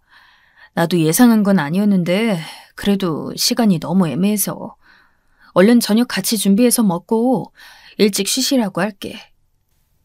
이 말조차도 저는 아내 눈치를 꽤 보면서 한 말이었는데요. 제가 맨날 이런 식으로 맞춰주기만 하니 아내는 저 따위의 반응을 보인 걸까요? 뭐 주무시고 간다고? 나한테 말도 안 했잖아. 갑자기 이렇게 오빠 마음대로 일정을 잡아버리면 어떡해. 그냥 왔다 가신다고만 했잖아. 왜 말을 바꿔? 저는 혹시나 할머니가 들으실까봐 목소리를 낮추면서 화가 끓어오르는 걸 겨우 눌러가며 말을 했어요. 나도 그러려고 했는데 상황이 이렇게 됐어. 그건 미안하게 생각한다고. 그래도 우리 집에 찾아와 주신 어른이고 남도 아니고 내 할머니야. 내가 이렇게 부탁한다고. 오늘 하루 주무시게 하고 내일 모셔다 드릴게. 그랬더니 아내는 아주 날카롭게 소리를 빽빽 질러가며 할머니가 듣건 말건 상관을 안 하더군요. 아, 몰라. 오빠는 왜 맨날 멋대로야? 가뜩이나 할머니 좀... 아니, 오빠는 나 입덧 막달까지 했던 거 알잖아. 내가 얼마나 냄새에 예민한지 알면서. 짜증나. 할머니 어디서 주무시게 할 건데? 저기 작은 방? 거기 애기도 가끔 들어가서 노는 곳인데 할머니들 냄새 배면 어쩌려고? 아까도 할머니들 특유 냄새가 막 코를 찌르던데. 솔직히 오빠도 그거 느꼈지 않아? 나 안 그래도 힘든데 왜 이렇게 한꺼번에 많은 미션을 줘? 이렇게 되니 저는 입이 딱 벌어져서 아내 입만 쳐다보게 되었어요. 아내는 정말 눈치가 지독하게 없고 살이 판단이 안 되는 건지 그 와중에도 지 말만 하더군요. 지금 아직 안 늦었잖아. 밖이 그렇게 어둡지도 않고. 그리고 내일 토요일이고 오빠 회사도 안 가잖아. 얼른 차로 모셔다 드리면 되는 거 아니야? 왜 방법이 있는데 굳이 나를 이렇게 괴롭히는 거야? 애기 방에 냄새도 뵐 거고 밥은 또 어떻게 하고. 내일은 도우미도 안 오는데. 짜증나 진짜. 2번 말하게 하지 말고 빨리 모셔다 드리고 와 얼른. 이때 저는 순간적으로 너무 화가 나서 안경을 벗고 다시 아내를 노려보았어요. 온몸이 다 떨리면서 정말 얘는 나를 남편도 그 무엇도 자기가 신고 있는 슬리퍼조차로도 취급을 안 하는구나 싶더군요. 그러면서 머릿속으로 빠르게 스쳐가는 장면들. 우리 부모님과 누나가 아내 눈치 보며 허겁지겁 쫓기듯 30분 만에 일어나던 모습이며 문틈 사이로 눈치를 보고 계시는 할머니의 모습 등 정말 많은 것들이 저를 혼란스럽고 역겹게 하더라고요. 이윽고 저는 입을 열었습니다. 미경아, 나가. 나가라. 좋은 말 할 때 지금 나가 얼른. 아내는 눈이 휘둥그레지면서 믿을 수 없다는 듯이 쪼아대더군요. 오빠 지금 나한테 뭐라고 했어? 나보고 나가라고 한 거야 지금? 오빠 미쳤어? 전 손짓을 대충 하면서 쫓아보내듯 말을 했어요. 나가. 당장 나가. 장모님, 아니, 네 엄마한테 가. 집에 가. 나 너랑 안 살아. 가라고. 반복해서 저는 계속 똑같은 말만 했어요. 아내는 기가 막히다는 투로 저한테 바득바득 따졌지만 기계적으로 전 나가라고만 했고 이윽고 아내의 목소리는 더 공기를 찢듯 날카로워지고 아주 핏대를 울리더군요. 내가 왜 나가야 되는데 어떻게 집에서 애 키우고 고생만 하는 나한테 이런 말을 할 수가 있어? 나보고 나가라고? 오빠 진짜 돌아버린 거 아니야? 그런 아내를 뒤로 하고 방 쪽을 보니 잠들어 있는 아기 옆으로 불편하게 앉아 계신 할머니와 눈이 마주쳤어요. 당혹스럽고 난감하고 무척이나 무안한 얼굴이셨습니다. 저는 눈을 질끈 감고 숨을 크게 내쉰 뒤 아내를 현관으로 몰아냈어요. 나가. 뭐라고 하고 싶으면 일단 나가서 해. 엄마한테 이르던지.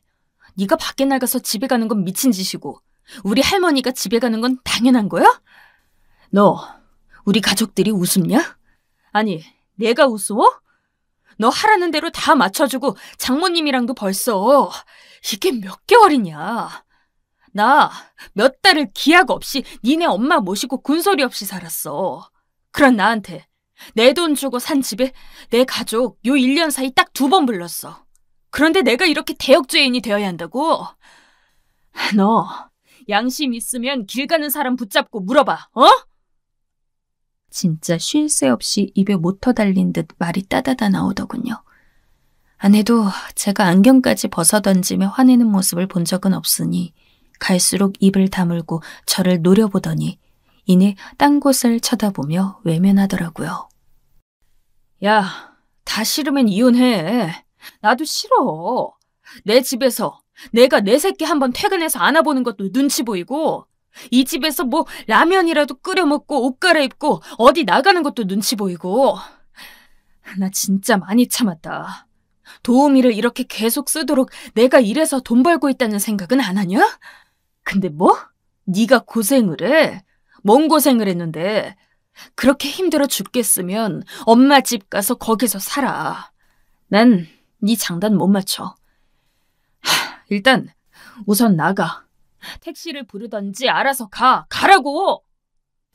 저도 이 정도까지 몰아세운 건 너무하다는 생각도 들었지만 솔직히 분이 썩 풀리지는 않아요. 안방까지 들어가서 아내 잠바랑 가방을 챙겨서 현관에 던져놓고 나가라고 소리를 질렀어요. 아내는 눈물이 그렁그렁해서 짐을 갖고 나갔고 그날 저녁 장모님으로부터 전화가 10몇 통이 왔지만 받지 않았어요. 비밀번호도 바꿔버렸어요. 내 집을 본인 집처럼 드나드시는 장모님이 꼴보기 싫어 할머니 모셔다 드리러 나가는 길 아예 번호를 바꿔버렸습니다. 할머니는 터미널까지 가는 와중에도 손주네 부부가 걱정스러워 표정이 어두우시고 진짜 이게 다 뭐하는 짓인가 싶었어요.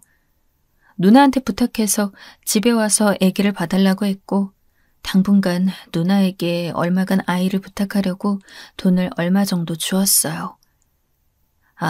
여기서 들으면 오해하실 수도 있는데 저 장모님이 와 계실 때에도 수고 많으시다면서 한 달에 100만 원씩 드렸어요.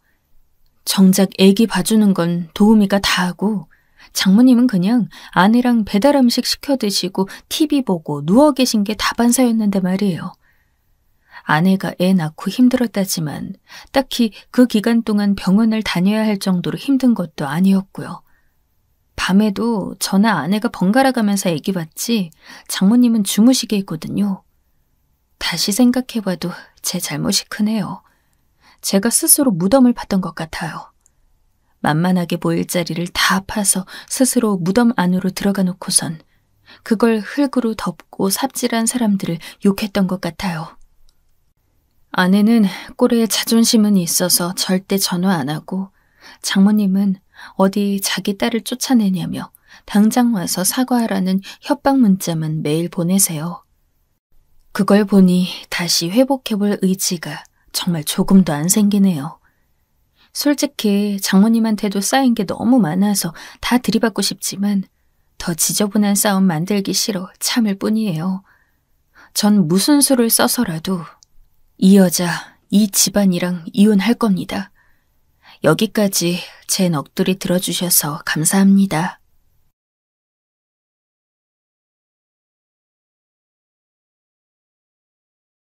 안녕하세요. 저는 30대에 들어선 아주 흔한 남자 사람입니다. 후련하게 제 이야기 원 없이 한번 풀어보고 싶습니다. 원래는 평범한 집이었어요. 풍족하지 못하고 가난하다는 것을 빼면 말이죠. 원래 제 밑으로 동생이 있었는데 너무 어릴 때 세상을 떠나서 함께 보낸 추억 같은 것도 없습니다. 동생 때문에 병원비 쓰느라 돈이 더 없어진 건지는 모르겠네요. 지방에서도 작은 동네에서 살아왔습니다. 지금까지도 저의 기억 속에 강렬하게 남은 읍내의 다방에서 일하던 누나가 있었죠. 다방의 새로운 신입 누나가 스쿠터 타고 저희 아빠가 일하던 공장으로 가는 걸 몇 번 봤고 잘 알고 있었어요. 아줌마라고 부르니까 화를 내길래 이모라고 그랬더니 누나라고 부르라면서 핸드백인가로 제 머리를 때렸었습니다. 저 그때 초등학교 6학년이었어요. 그 누나가 옆 지역에서 학교 다닐 때 사고 쳐서 중퇴했고 여기까지 와서 다방 일을 한다나. 뭐 대충 그런 소문들이 있었습니다. 여기 뜬 소문들이 있거나 말거나 그래봤자 다방 내지 누나 하나였는데요. 저희 집이랑 엮이면 얘기가 달라지는 것이었습니다. 아빠가 이 누나랑 눈이 맞아버린 거예요. 당신 정말 미쳤어? 어디 그런 여자랑 붙어먹을 생각을 할 수가 있어. 뻔히 다 당신 얼굴 아는 사람들 투성인데 잘도 그럴 용기가 났어? 어느 날 엄마가 안방에서 아빠한테 엄청 화를 내면서 소리 지르는 게 들렸죠. 저는 그걸 다 알면서도 모르는 척 지냈어요. 중학교 올라가니까 괜히 저희 집 수준이 눈에 들어오고 그러면서 심리적으로 살짝 위축된 상태였거든요. 저는 그전까지는 저희 집이 가난한 줄 몰랐어요. 그냥 뭐 살았던 거죠. 그래도 아빠라는 기둥이 있어서 하루하루 굴러갈 수 있었을 저희 집이었는데요. 엄마에게 비난을 받았던 아빠는 정신을 차리는가 했더니 결국 원망스러운 선택을 하셨습니다. 정신을 차린 게 아니라 그 다방 레지 누나랑 살림을 차리기로 한 것이었죠. 믿을 수 없었습니다. 아빠라는 사람, 그래도 저 초등학교 저학년 때까지는 괜찮았던 것으로 기억하거든요. 좋은 추억도 많았고요. 당시에는 전혀 몰랐고 나중에 커서 돌아보니까 아빠한테는 항상 여성 편력이 있었음을 눈치챌 수 있었습니다. 엄마와 말다툼을 하고 분위기 싸우고 그랬던 순간들은 전부 아빠의 여자 문제 때문이었던 것 같아요. 원래 바람기가 있었던 분인 거예요. 그러더니만 기어이 다방 레지랑 떠나기로 하신 것이었죠. 아빠가 증발하시기 며칠 전의 일이었어요. 엄마가 그 다방에 찾아가서 그 누나랑 한판 붙었습니다. 옆 가게 사람들도 몰려와서 말릴 정도로 난리였다고 했어요. 소문 금방 났죠. 이러면 지가 쪽팔려서라도 앞으로 못 그러겠지. 어디 엄한 남의 집 가장을 넘봐? 유부남이랑 붙어먹을 작정을 하다니. 천하 이 요만한 년, 앙큼하고도 나쁜 년. 엄마, 근데 엄마 때문에 지금 다 소문났잖아. 역효과 난 거면 어떡하냐고. 나도 개쪽 한번 당하고 말지 뭐. 어차피 계속 이렇게는 못 살아. 정신 차리게 한번 뒤집어 엎었어야 해. 엄마한테 머리채 잡히고 오만 개망신은 다 당했다던 그 다방 레지 누나 때문에 학교에 소문이 퍼질까봐 저는 그것만 걱정했었네요. 차마 이런 속내는 내비치지 못하고 혼자 삭혔지만요. 그런데 이 사건 때문에 아빠가 불같이 화를 내시게 된 겁니다. 엄마는 억울하고 분하다면서 몸서리 쳤죠. 당신 어떻게 그 여자 편을 들 수가 있어요? 이게 다 누구 때문인데, 누구 때문에 벌어진 일들인데. 젊은 여자한테 미쳐서 자기 마누라랑 자식은 보이지도 않아? 그래서 지금 사람 때려놓고 잘했다는 거야? 그거 범죄야, 범죄. 뭐라고? 범죄? 지금 범죄라 그랬어요? 내가 범죄를 저질렀다고? 당신이 가장으로서 우리 집 책임지지 않는 이게 범죄야, 알겠어? 대체 지금 누가 누구더러 범죄라는 거야? 엄마는 소리를 지르다가 숨이 찬 숨소리를 냈고 저는 설전을 몰래 엿듣고 있다가 그 소리에 놀라서 안방에 들어가고 말았어요. 엄마는 가슴팍을 부여잡고 주저앉아 있었는데 아빠는 부축하거나 들여다볼 생각도 안 한 채 혀만 찢찢 차고 계셨답니다. 엄마 왜 그래? 괜찮아? 제가 엄마를 살펴보는 동안 아빠는 담배를 챙겨서 나갔고요. 그때 집을 나갈 결심을 마치셨던 것 같아요. 어느 날 아직 동이 터오기 전이었던 푸르스름한 새벽에 저는 문득 잠에서 깼는데 방 밖에서 부스럭 소리가 들리길래 나가봤습니다. 그랬더니 아빠가 커다란 짐들을 챙겨서 나가고 계시던 중이었어요. 단박에 상황 정리가 되었죠. 아빠, 어디 가세요? 가지 마세요. 저도 모르게 목이 잠긴 목소리로 말했습니다. 어둑한 시야에서 저를 바라보신 아빠가 남긴 말씀은 별소리를 다 한다. 잔말 말고 공부나 열심히 해. 이게 전부였습니다. 그 후로 아빠는 돌아오지 않으셨습니다. 다방 레즈랑 몇 년 바람 피면서 연애질 하더니만 아예 살림을 차리려 멀리 떠났다는 소문은 금세 은근하게 퍼져나갔습니다. 시간이 지나 학교 애들 중에서도 아는 애들이 생겨서 저한테 물어보고는 했어요. 그거 진짜냐면서 말이죠. 배려심 없는 그 질문들, 자신들의 호기심을 채우기 위한 행위들은 저에게 가슴을 찌르는 비수가 되어 돌아왔습니다. 아빠는 심지어 집에 있는 돈마저 챙겨서 떠나셨어요. 저희 집이 어디 일가 친척 중에서 기댈 때 한 곳이 마땅하지 않은 집인 걸 누구보다도 잘 알고 계셨을 텐데도 말이에요. 그걸 뻔히 알면서 어쩌면 그러실 수 있었을까요? 그만큼 엄마와 제가 아빠에게는 별 존재가 아니었던 걸까요? 분명한 건 그 다방 레지 누나보다 저희가 덜 중요했던 것이겠죠. 어머님, 그건 어머님이 더 잘하시면서 왜 굳이 그렇게 말씀하세요? 저희 너무 힘들어요. 아빠가 그렇게 바람나서 집을 영영 떠나고 한동안은 엄마가 할머니와 전화로 다투는 듯한 소리를 자주 들으면서 지냈습니다. 시간이 지나자 또 끊기게 됐지만요. 저는 고등학교에 올라가서 학교에 머무는 시간이 길어졌는데 차라리 그게 낫더라고요. 엄마는 집에서 거리가 꽤 있는 공장까지 일을 다녔습니다. 생계를 위해서였죠. 종일 공장 근무를 마치고 돌아오면 늦은 밤중에는 집에서 부업을 했어요. 엄마 어렸을 때는 있잖아.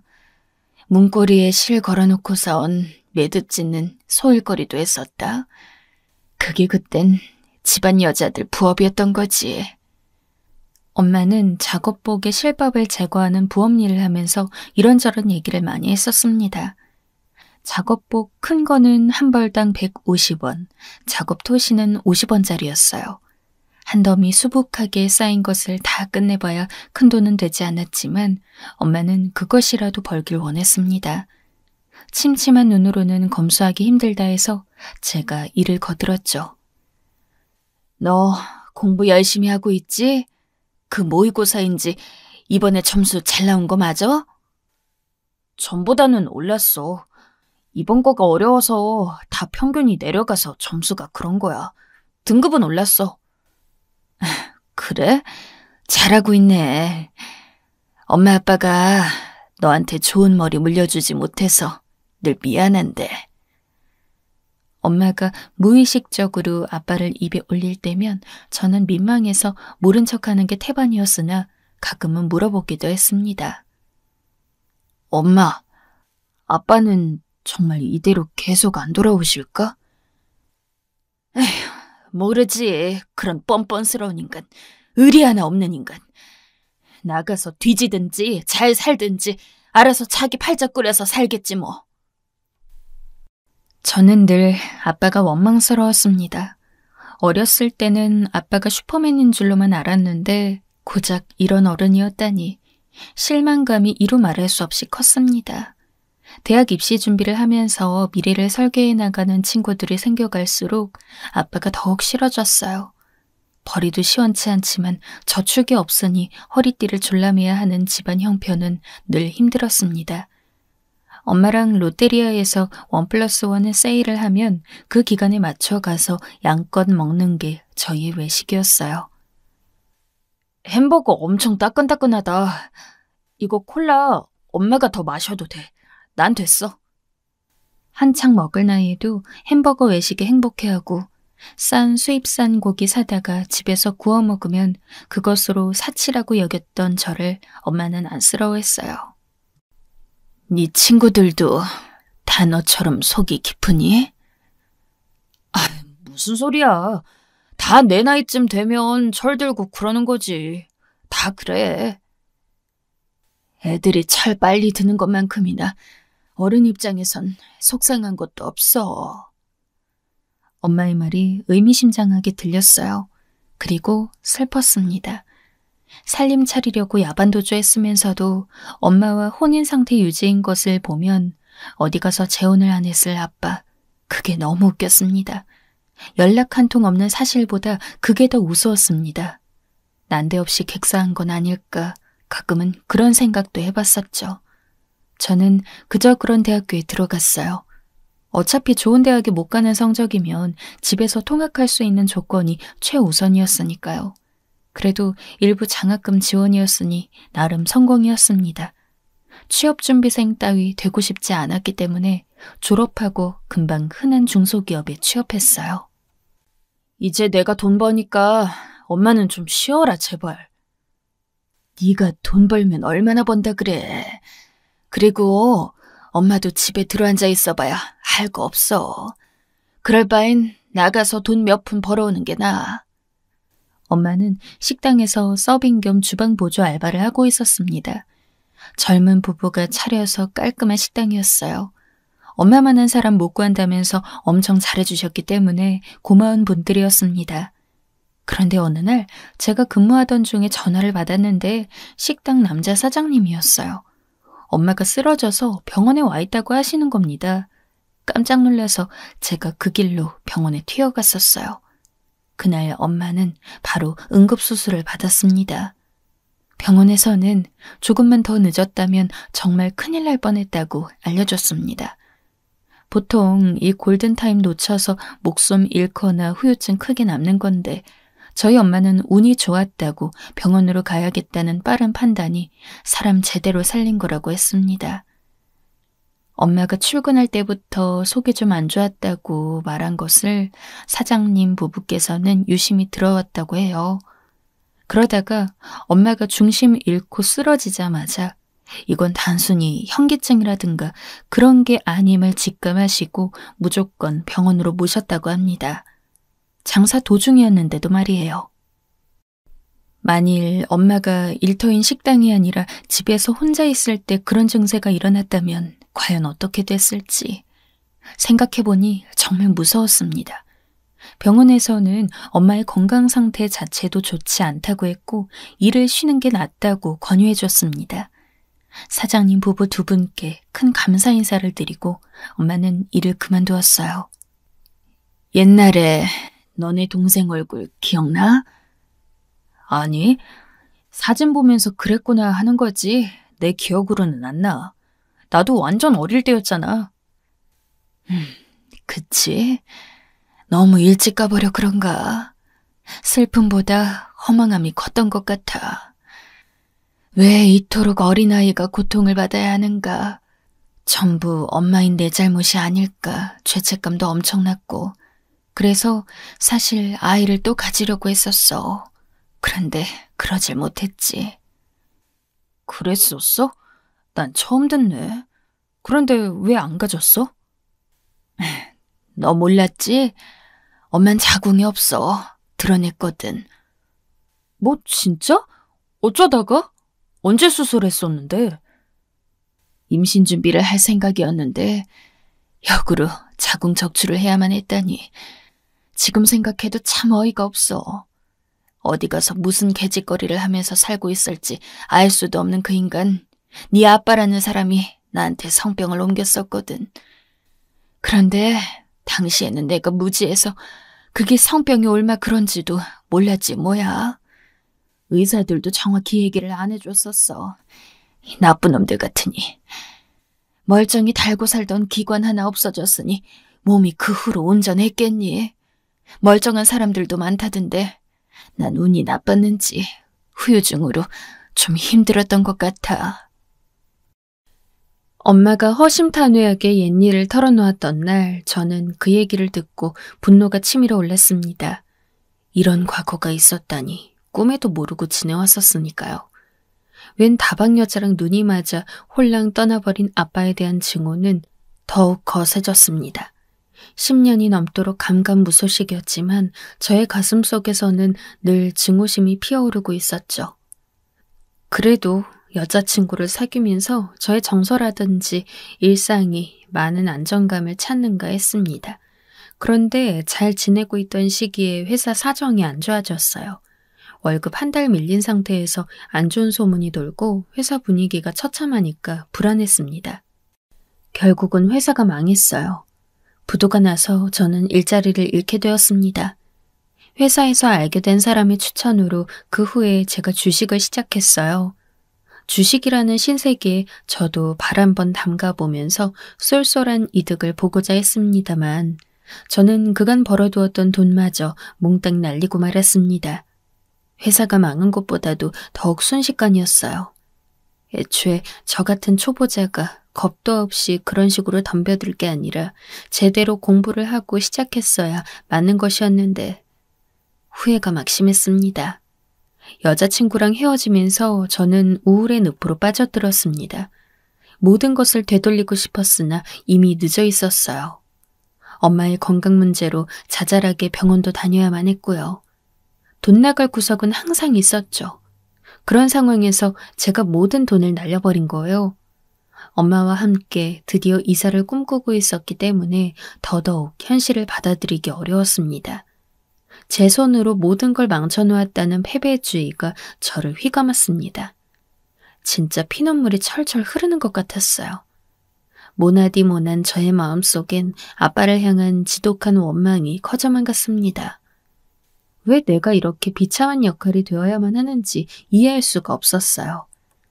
남들처럼 평범하게 사는 것이 이토록 힘들 줄은 몰랐다면서 나는 평범해질 자격조차 없는 실패자라고 스스로를 비우기도 했습니다. 단언컨대 엄마가 아니었다면 저는 그때 극단적인 선택을 하고 말았을 거예요. 내일을 살아갈 힘이 없더라고요. 그런데 그렇다고 엄마를 두고 세상을 등질 수 있느냐 하면 그건 절대 아니었어요. 세상에 저 하나뿐임을, 엄마가 저 하나 보고 견디며 살아온 것을 제가 너무 잘 알고 있었기 때문입니다. 방황하던 저는 이런 괴로움에 빠져든 저를 묵묵하게 기다려주는 엄마를 위해서라도 굳은 결심을 하기로 마음먹었습니다. 죽을 게 아니라면 사는 게 당연했죠.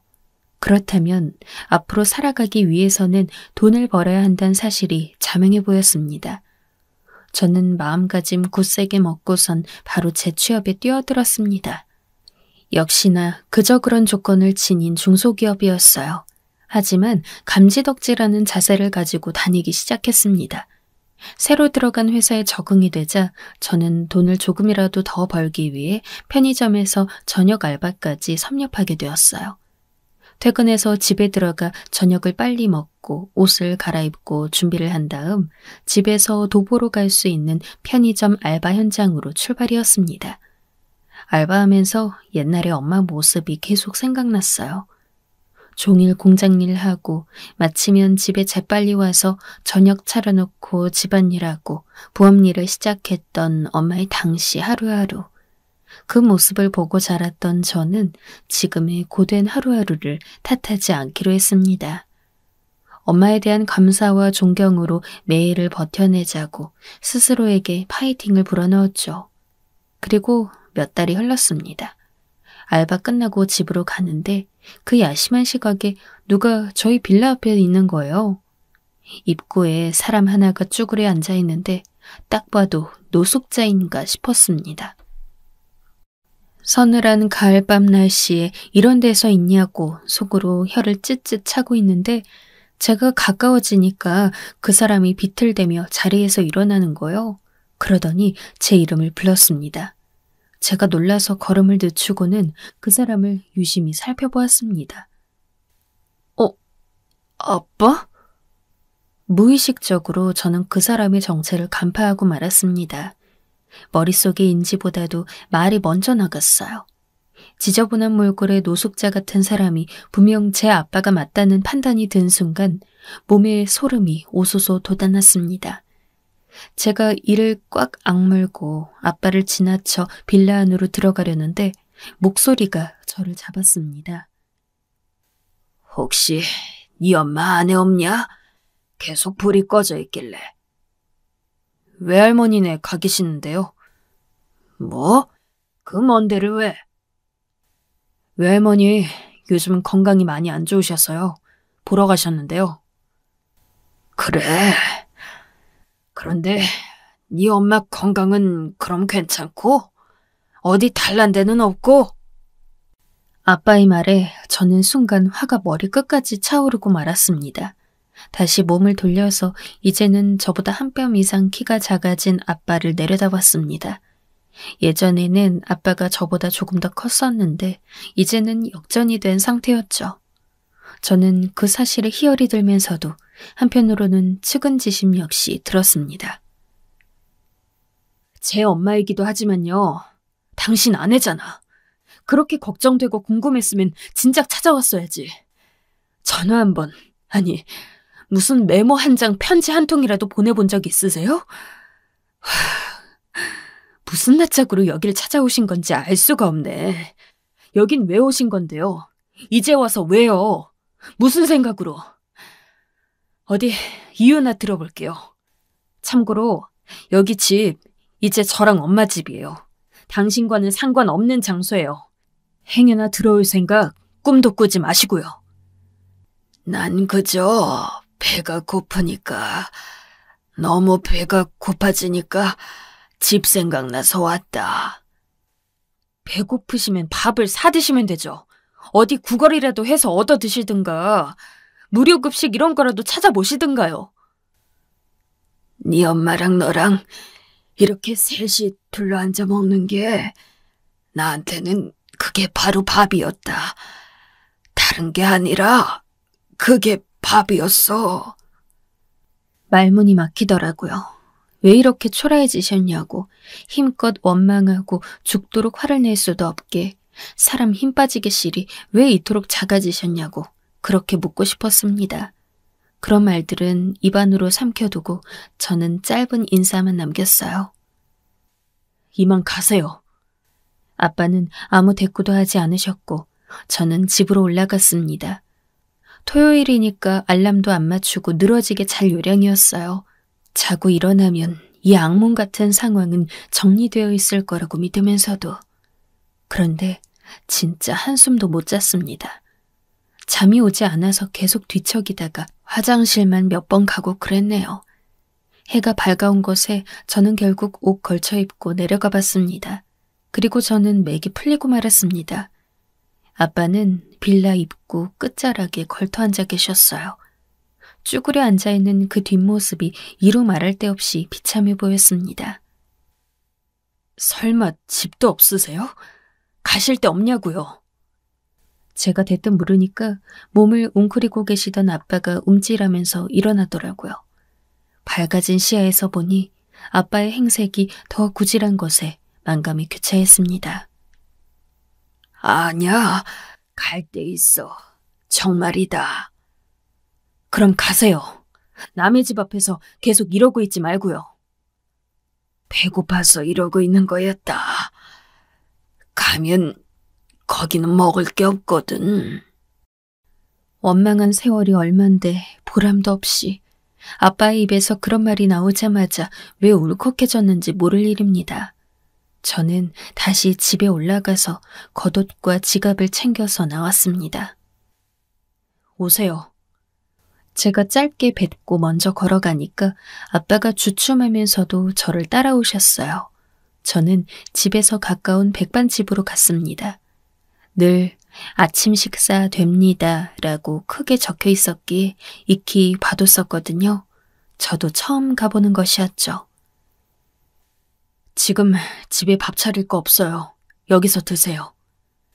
아빠랑 무려 15년 만에 마주 앉았습니다.